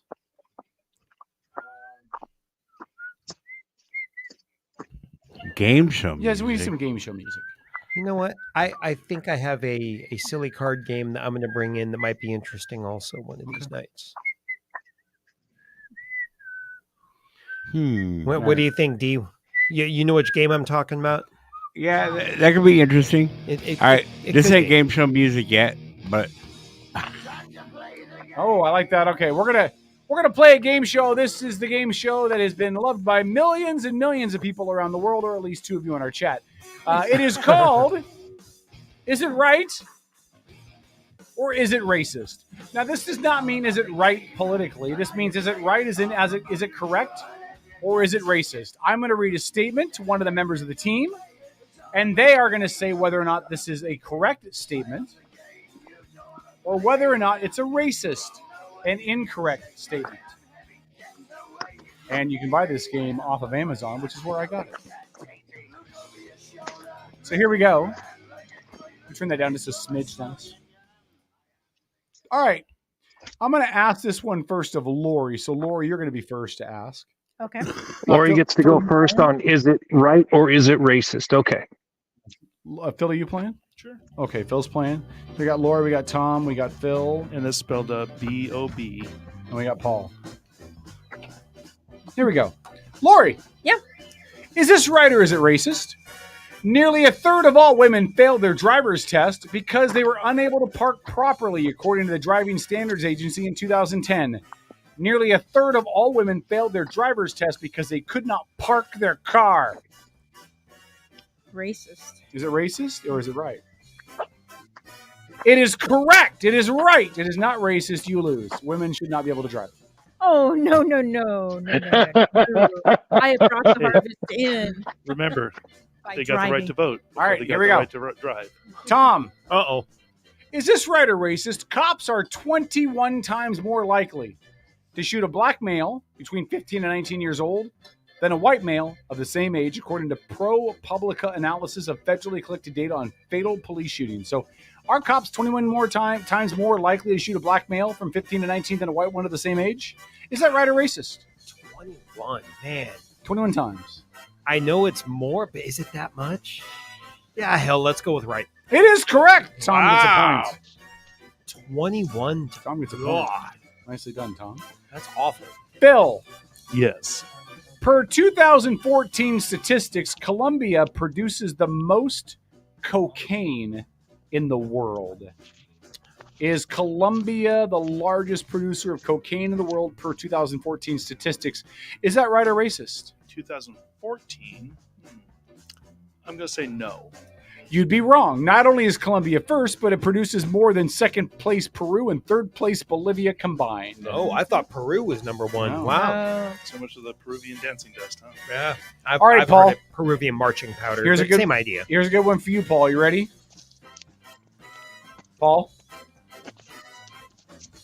Pablo. Paul. Polly. Paul? Pablo. Paul. Can you hear me okay? Yeah, there you go. Hey. All right, Paul, you ready? Here's your question. Yes. According to a 2011 survey by the Substance Abuse of Mental Health Services Administration, nearly 20% of white people surveyed have used cocaine. Is that right or is that racist? 20% of of white folk. people? 20% of just white people folk. in general? White folk. White. Of white people. I'll say that was right. That is correct. Nice job. Oh, I would say the number's higher, but okay. I assumed you only had white friends. All right.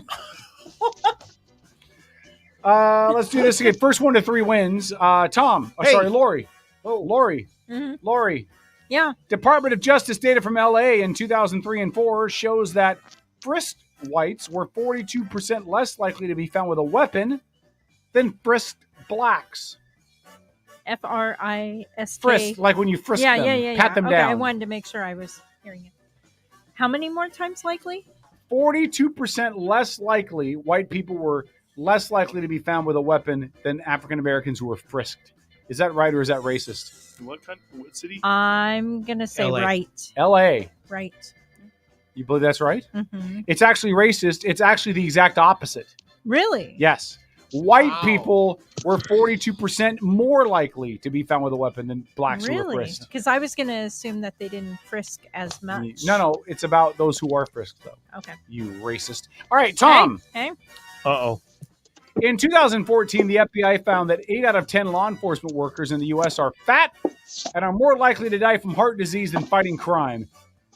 Is that right or is that racist? That's right. It is right, Oink. All right. Phil. Those stereotypes of bad cop, no donut aren't, I mean, Come out of stereotypes nowhere. exist for, sometimes. Phil, is this right or is it racist? In 2012, 43% of gambling revenue came from Native American gaming and casinos. As of 2012, was 43% of all gambling revenue from Native American casinos. I'm going to say no. It'd I be think it's wrong. more. It is correct. Oh. But that doesn't make up for the genocide. All right. I was going to say, is the revenue to the government or revenue that they earn? I love that this question popped up for Paul. No, 40% of all gambling revenue across the country comes from Native American gambling revenue. I don't think Paul's with us right now. Paul, are you with us? He's not with us. We'll come back. I'm going to put this question aside for Paul. All right, here we go. Lori. Yeah. Another woman question. Perfect. Great. Female serial killers Oh, great. are more likely to kill for financial gain or revenge than male serial killers. This is according to a Psychology Today report in 2015. Are female serial killers more likely to kill for financial gain or revenge than male killers? Is that right or racist? Right? It is correct. Female serial killers where gold diggers and grave diggers unite. Perfect. All right. Lori has a point. Gross.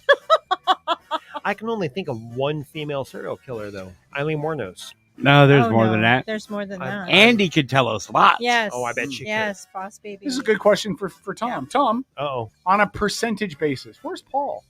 I don't know. Send him a message. Tell him to get his ass back in here. Jeez. On a percentage basis, twice as many black people aged 18 to 25 smoke weed compared to white people the same age, according to the ACLU. Is that right or racist that twice as many black people aged 18 to 25, percentage-wise, smoke weed compared to whites? Yes. You believe that's right? Yes. It's racist. Oh.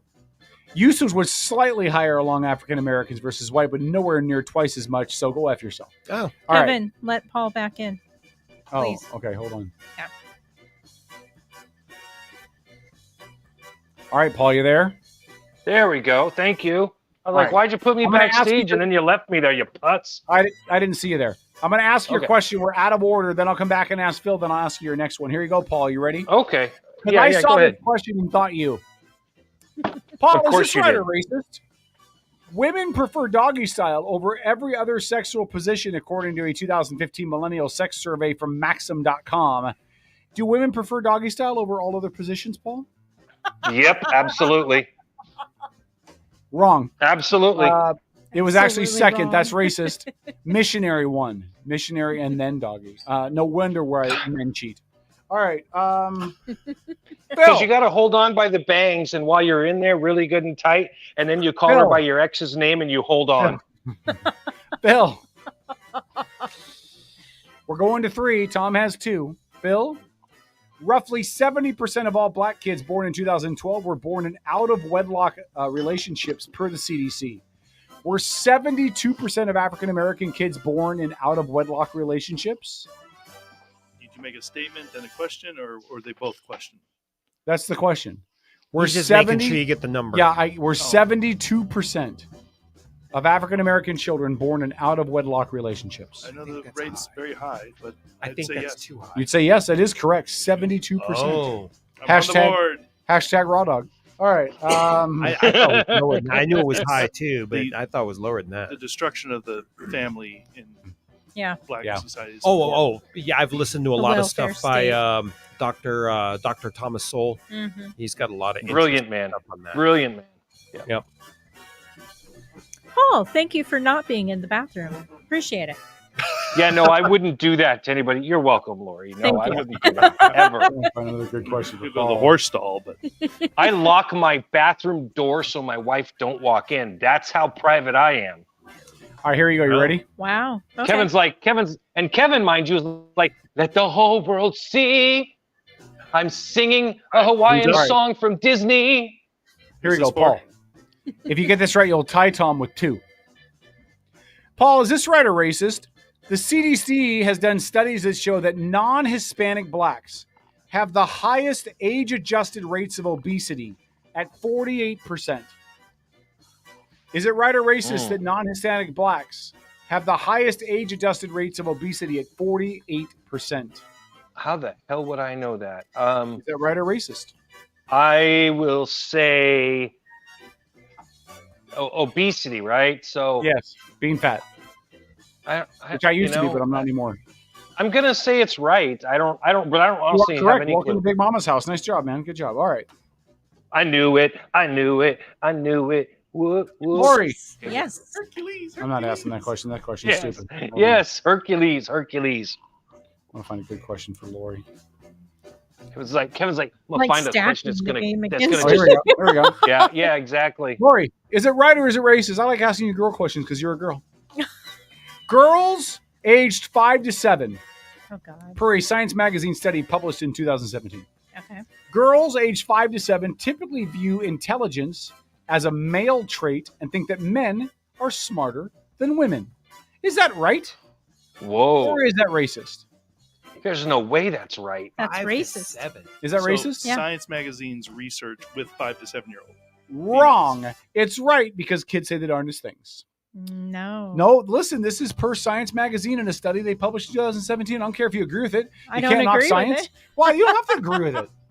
I didn't feel that way. Stop being a feminist, Jesus. I'm not a feminist. That's what the feminists say. Oh. All right, Tom, Yes. is this right or racist? I don't know. In Alabama, Yep. it's against the law to wear a fake mustache that causes laughter in a church. Is that right or is that racist? In Alabama, it's against the law to wear a fake mustache that causes laughter in a church. That's just nutty enough to be true. I'm gonna say it's right. It is correct. Mhm. That is right. Especially so Tom on their has 3. snake. Phil, you don't have a chance of winning, but let's ask you a question anyway.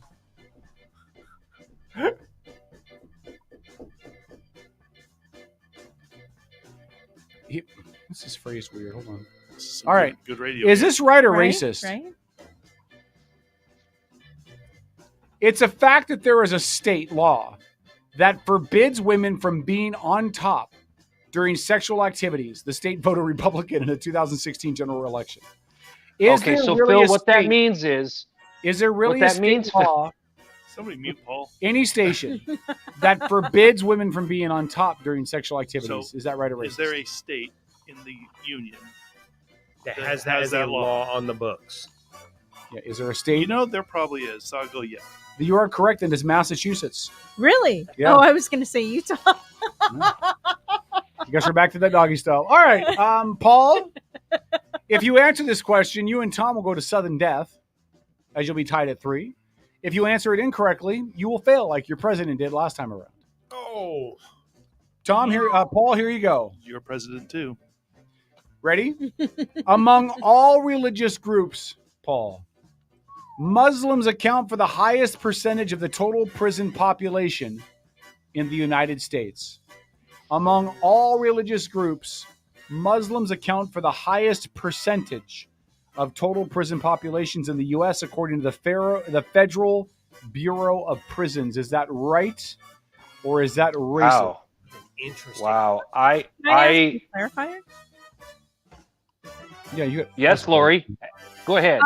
Do you mean when they are brought into prison initially, The total or prison during, population. I don't have context. Oh, okay. The total prison population. Got it. Thank you. Wow. That's what makes it a good question. Wow. I'm gonna say that's racist. It is racist. Nicely played. Yeah. Jihadi John now. Muslims are third, about 8%. Protestants are first at 29%. Catholics are second at 24%. So Christians really run away with it. Lump them together. No, we All have right. to divide. So them. now we go to sudden death. Okay. Tom? Okay.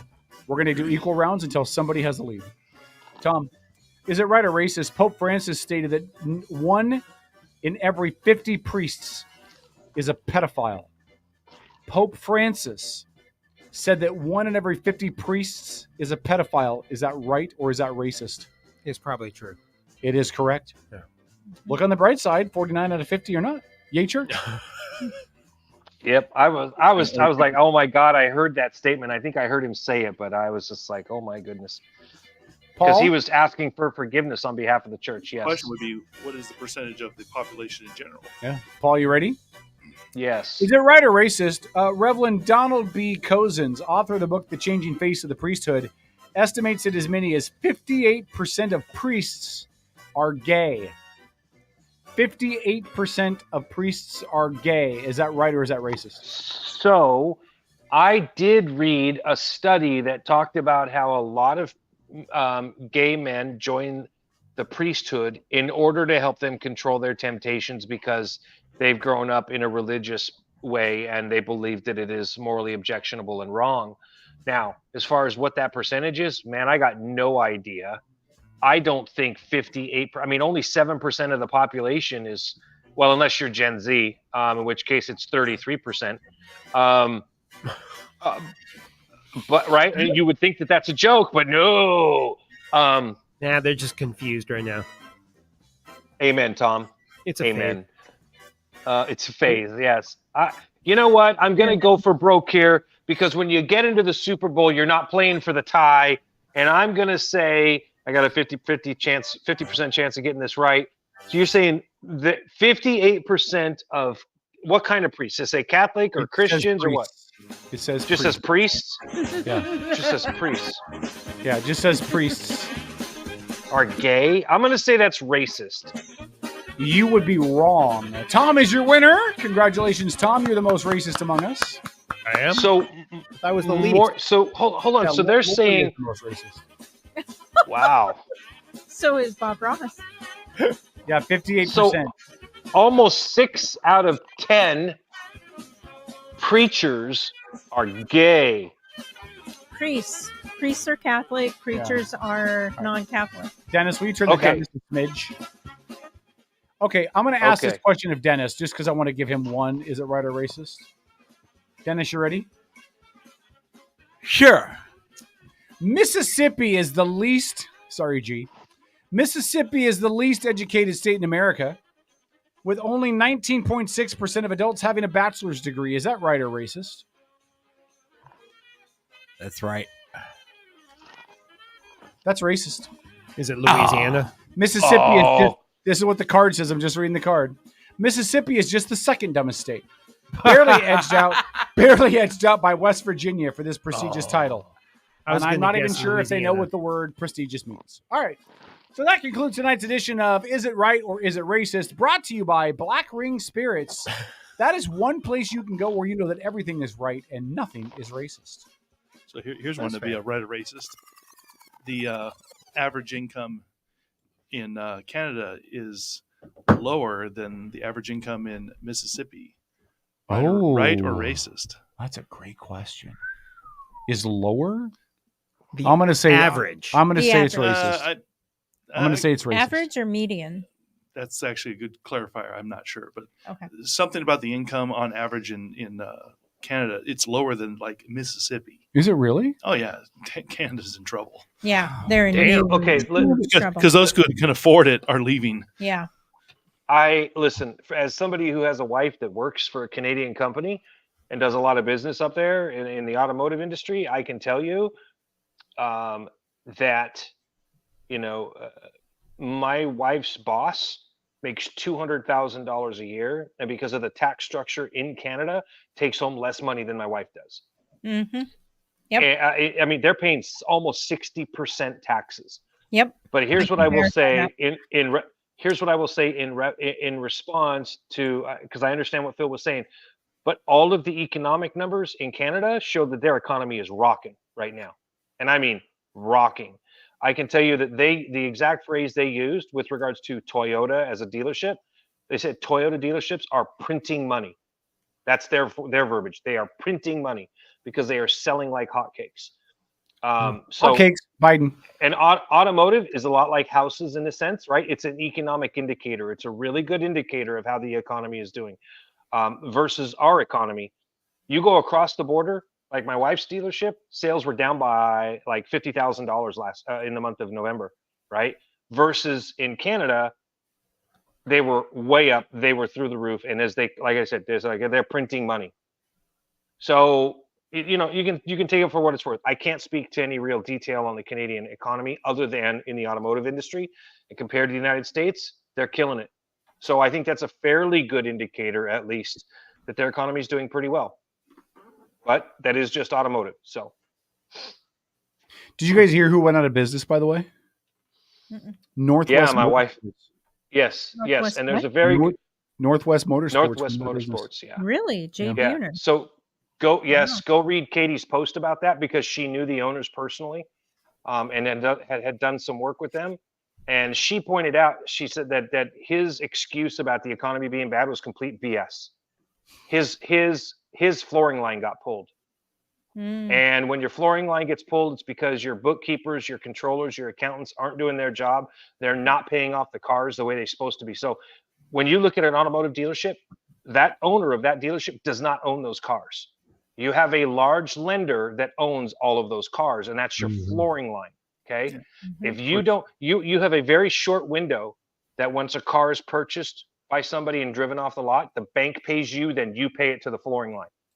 And if that doesn't happen in a certain amount of time, they will not F around. They will flat out pull your flooring line. They will pull their money and say, yep, you're done. Of course, isn't that an indication that they had trouble with their cash flow they were trying to not pay that because they needed the cash flow for other things? So that's a great question. Business, or their business just model wasn't working anymore? No, too much was going up the nose. Oops. Well, that business model didn't work very well, did it? That's right. That doesn't work very well. That's right. That's a good way to put it, Phil. Yeah. So you could say they blew it? Yeah, you could. Yeah. Yep. I don't know, but I just, you know, one thing after another, or, you know, listen, no matter how you slice it and dice it, the economy isn't great here, but if you own 6 car dealerships, you've got cash flow, right? Cash flow wasn't the problem. 6 dealerships all spread all across the state just don't suddenly close because business is bad. There are things in the automotive industry that you can do, like marketing, like dropping your prices, selling off some. When you've got showroom floors full of cars and customers walking in the door, you know, you might close a dealership, right, and consolidate. Lori could explain this better than I can. I don't want to pretend like I'm an expert. But if you've got 6 dealerships, you don't suddenly close all 6 because the economy isn't perfect. That's just not how business people think. It's clearly mismanaged. Mm-hmm. Yeah. Mismanaged is the perfect way to put it, I think. Yeah. Of course, you could say, you know, there was some criminal problems going on there. So just like, you know, In-N-Out down in California. Mm-hmm. Yeah. But for different reasons. Well, the one in California that closed in Oakland, which is a high traffic area, should be a good money area for them. They were profitable. Yeah, and they and Can I, for those who haven't followed this, just really quick, In-N-Out is closing that location, citing concerns about crime and. And all Did that. you hear about the? I was going to ask because. Yeah, I was going to ask about. No, I was just going to ask because I think Phil had posted that story in our chat room, And I wasn't sure, and I'm thinking maybe you just answered my question. So if I understand correct, somebody there correct me, Phil or anybody. So that In-N-Out Burger, they closed simply because they were concerned about the safety of their patrons coming in to buy burgers? And employees. Patrons and employees, yeah. Yeah. Okay. All right, I got you. Wow. And of course, the That's local, crazy. just like all the locals are like, you can't close our store. We need our store. Just like the South Kitsap people. We want our movie theater. Like, then go to the movies. Yeah, That's why they're then use it. Yeah. Mhm. No, so there was an In-N-Out Burger fan page on Facebook, and they banned conversation regarding the closure of the restaurant in Oakland, because after one or two lines, it turned into a political argument, and it was choking up their page because everyone wanted to rave about the wonders of cheeseburgers. But Well, and don't you understand that? rave about I the mean, wonders of I California. right. What was that, I Paul? can understand. Well, I'm just saying I can understand it. Why it turned into a political conversation? That's because everything's political now. Well, No, Tom, that's I appreciate just where you're. ambiguous, Tom. I That's appreciate where ambiguous.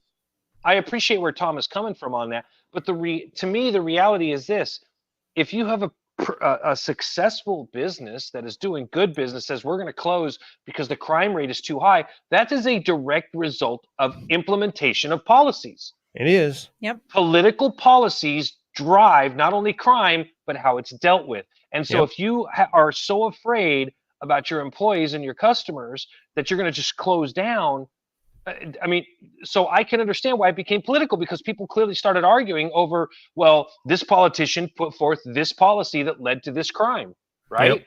We've all heard the stories about the money going from the George Soros Open Borders Foundation to support local district attorneys who would push for light on crime sentencing. We have one in LA that's being recalled right now as we speak. So this stuff is really, truly going on. So, I mean, I can get it. And it seems rather antithetical to say we're going to talk about this restaurant closing, but we're not going to talk about the reasons why. That sounds like real burying your head in the sand kind of stuff, doesn't it? And like the mayor of that town was like, well, I've been working really hard. This all happened before me. We're working hard to fix. Like, yeah, little too late. But hold on. But I don't think that's accurate. I mean, those people that run that city didn't get in there by themselves. The people of the city voted them in and voted for those policies and voted for those agendas and voted for those ideas. So if they want to blame anybody, they shouldn't even blame the elected representative. They should blame themselves for putting the idiots in office that preached that they were going to do that. Yeah. Very much like the Palestinians. And the locals are going to be, well, what do we, they're going to complain about food deserts. I mean, it's happening in a lot of these major cities. Yes, it happened in Seattle, Phil, right? Changes, and it's just cause and effect.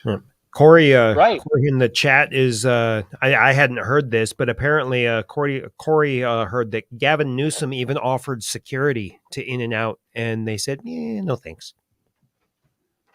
I mean, that's weird. Like, what kind of security could he offer as the governor, right? Like Guard. more police. Yeah, right. It's like who's he going to put there that he could legally do that with?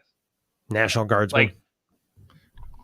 Yeah, I mean, and they'll get hungry so they can eat In-N-Out burgers. Yeah. State They'll be like, I want to go there. And listen, but this isn't a new thing, right?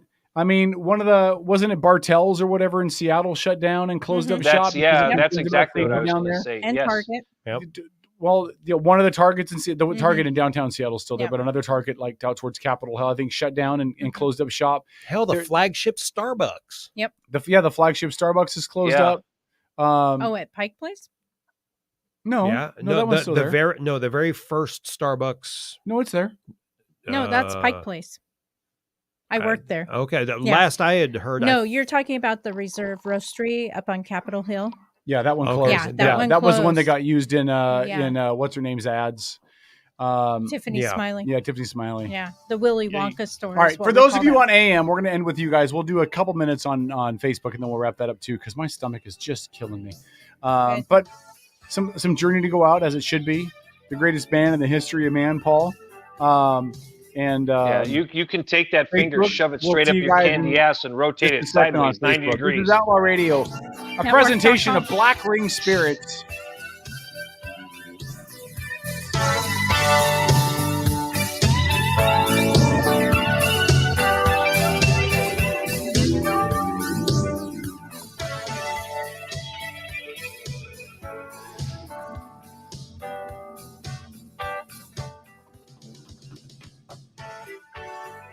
Radio. A little bonus time. I'm not going to do this very long. I have a question for Phil. So, Phil, can we stop streaming, but still have Paul in for all of us for a private chat after this is over? Yeah. Okay. I want to do that really quick. I've got something I want to show you guys, and I want Paul to be able to see it too. So, let's. Should I be nervous? No. It's good stuff. I was working hard on some stuff today. I think the last one is ask about. We'll do football picks next week. But what do you guys think of the Super Bowl? It's a rematch. Kansas City. I was so rooting for Detroit, man. So rooting for them. Me too. I really was. But you know what?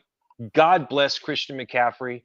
Dude is one of the greatest white running backs I have ever seen in my life. That kid's an animal. Yeah. Oh God, is he ever? I am filled with jealousy and rage that Seattle did not make the deal for him. God knows where they would be if they had. That guy just has a way. Holy shit, man. Just has a way. He finds a way to make plays. So I'm actually going to root for San Francisco. Because they're in the NFC West. I mean, I'm going to root for Santa Clara, whatever. They're still San Francisco. You're a Seahawks fan, and you're going to root for the Niners. Yep. I am because you need to have your card pulled, man. No, listen. Here's why. All right, numbnuts, listen up, listen closely, take notes. All right, if the better San Francisco does, all right, the more emphasis will be placed on Seattle and their new coach to compete against them. Okay, the more willing they're going to be to take chances and to make stuff happen. All right, now get up off my back about it. All right. Well, I wish you were really a Seahawk fan, man. That's I beat you in Madden football every time we play. Okay, go on. You haven't played it in almost a year, dude. Okay. It was last year in March. I beat you 2 straight games. Right. Well, but again, it was a year ago almost. 55-25. And I've asked you to come over and play, and you won't play. So you're just resting on your laurels. It's because I'm a married man. I'm a married man. I don't have time to go play with the boys anymore. All right. It's okay. Philip, do you have any parting shots for us tonight before we? Sorry, Bob Ross. Do you have any parting shots for us before we wrap up tonight? I'm out of my element here, so I'm not sure. You're doing fine, Phil. You keep it going. Maybe come back to me. I'll see if I'll come back to you. Lori, any parting shots for you tonight? No. Okay. Tom? Do you remember Mark Boatwright Frost came in to visit? Yes. Absolutely. Yeah. Yes. So Mark has a big community event going on February 9th. It's going to be at 6:00. And I should have brought one of the flyers with me. I will bring it in on Wednesday to share more of the details. But he's doing a community event with Chef Chris Now, for any of you that know who Chris Now is. Yeah, great guy. He's a good chef. Oof. Yep. They're doing a thing called Stone Soup. So Chris is going to be cooking. Isn't it? Yeah, it's with Kitsap Resiliency Group. So that will be February 9th at 6 p.m. Okay, nice. Awesome. Good Where question. at? I'm a ding dong, and I forgot to bring a flyer with me. I know it's in Bremerton, but I will bring that info on Wednesday. You said ding dong. Ding dong, the witch is dead. Shut up, witch, the before I witch is kick your ass again. Ding dong, the wicked witch is dead. So, that's my parting shot for the night. I am Cornholio. I need tippy for my bunghole. Clearly, Kevin's feeling better. No, my stomach is really killing me. I'm cool if I never, ever see you do that again. That's as bad as Tom and his nipples. Are you cut kidding out, me? dude. No, that wasn't a fucking invitation, dude. Oh, for God's sakes. I am Cornholio. You have a I swear to all that is holy, I will dissolve my fucking atoms and come through the computer lines into the studio to fucking eradicate you from existence if you do that shit again. Boing. Tom, use your left hand and grab your testicles. Use your right hand and punch that son of a bitch. Just punch him square in the face. Left hand, grab your balls. No. First of all, grab your balls to make sure you're man enough, and then your right hand and punch him in the face. I am punch him right in the face. He fed ball. Oh my God. Okay. Just remember, Paul, if you were here in person, You can punch him yourself. I am the great Cornholio. All right, hold on. I need Hold on. tippy for Lori? my bunghole. Lori? Man of titty-caca. What, Paul? Oh, that's Lori, please punch them both in the face. I'm not going to Please. No. To the I am Cornholio. They're bigger than me. It's funny. Bungholio. Oh my God. We have but one bunghole. All right, Kevin, parting shots. Kevin, Hold on. your I got stomach it. hurts. I have one more for you. Ready? I am Cornholio. Will you name your baby Bungholio? Is he an albino? Hola, Bungholio. And a gringo. Only the libertarian and Would the you like Democrat a are laughing. I'm spatula just for pointing your that out. Bungholio? So sorry, Paul. Sometimes Beavis and Butthead come out in the evenings when Lucifer's lettuce is making its way around our household. He says. Okay. He says. Okay. He says. Tom. I am Cornholio. I need paka for my bunghole. I don't know how I can take either one of you serious ever again. Right? You're not supposed to. Like that shit wasn't funny in the 10th grade, man. It Yes, wasn't it was. funny then. Only for certain people with like this really low standard in IQ, man. Are you threatening me? My bunghole will not wait. It's like the people today that love that shit love SpongeBob, okay? That's how bad that is. I'm not surprised. Have you I seen am my not bunghole? surprised. My people, we are without Not surprised. bungholes. Yep. Yep. You know who Corey Taylor is? God help him if he loves Bungholio and Cornholio. I am the great No. Cornholio. Would you like to see my portfolio? I have a portfolio in my bunghole with my oleo. Kevin, can I just point out that whatever woman you're in a relationship may want to rethink it right about now. Right? I think she went to bed. Kevin's like, at least I hope she went to bed. Nicaragua. Agua for my bunghole. Arriba. Wow. Oh my gosh. Wow. I didn't realize the IQ dropped so sharply while I was away. I didn't expect that. Really? There was any doubt?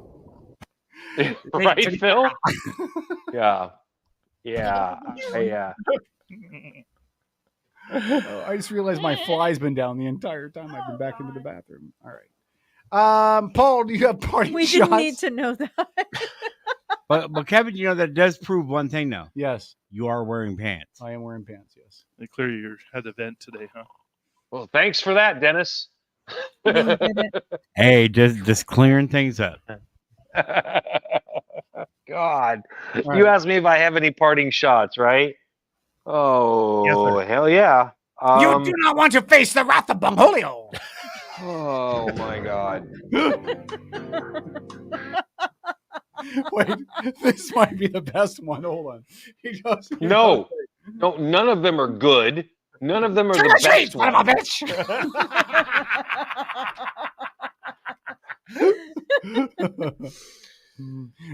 I want your crappuccino. Oh, I forgot about that crappuccino. Crappuccino. Come on with your pants down.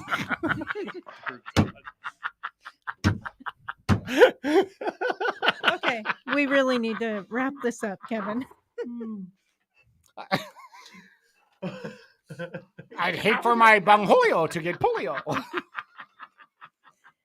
Oh my God. That's wrong on many levels. Oh, I forgot that the line. Come out with your pants down. Could be fun. Come on with your pants down.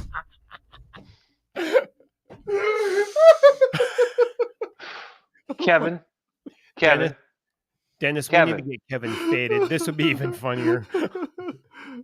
Kevin. I want to be faded because it's like, dang. Kevin. Yes. There are times that you worry me.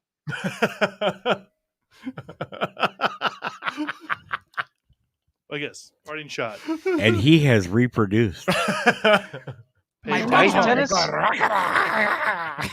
Many times. And then sometimes my bunghole goes. Okay, let's wrap it up. All right. Parting shot. Remember, okay. voting season's Are you- coming upon us. Be aware not only who you're voting for, but how it's going to affect the big picture. Because we're seeing the law of, what do you call it? Is this Nicaragua? Oh, jeez. Good night. They're right now. You will give Kevin me a and caca. listen. For those that are watching or still tuned in, Kevin and Tom are clearly demonstrating the difference Listenership went up, between by the way. Listenership went up during conservative that / segment. patriots / right-leaning folks from libertarian or left-leaning folks. Like you're seeing right now a real difference between the two. We're seeing Anyway, Kevin here is You must give me candy. I need Roleos for my Bungholio. Kevin's 3% cooler now.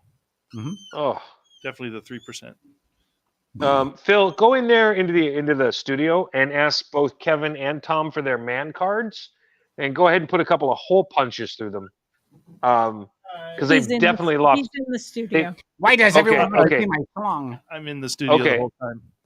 Okay, I got you. I can see the top of your forehead there. I didn't realize that was you.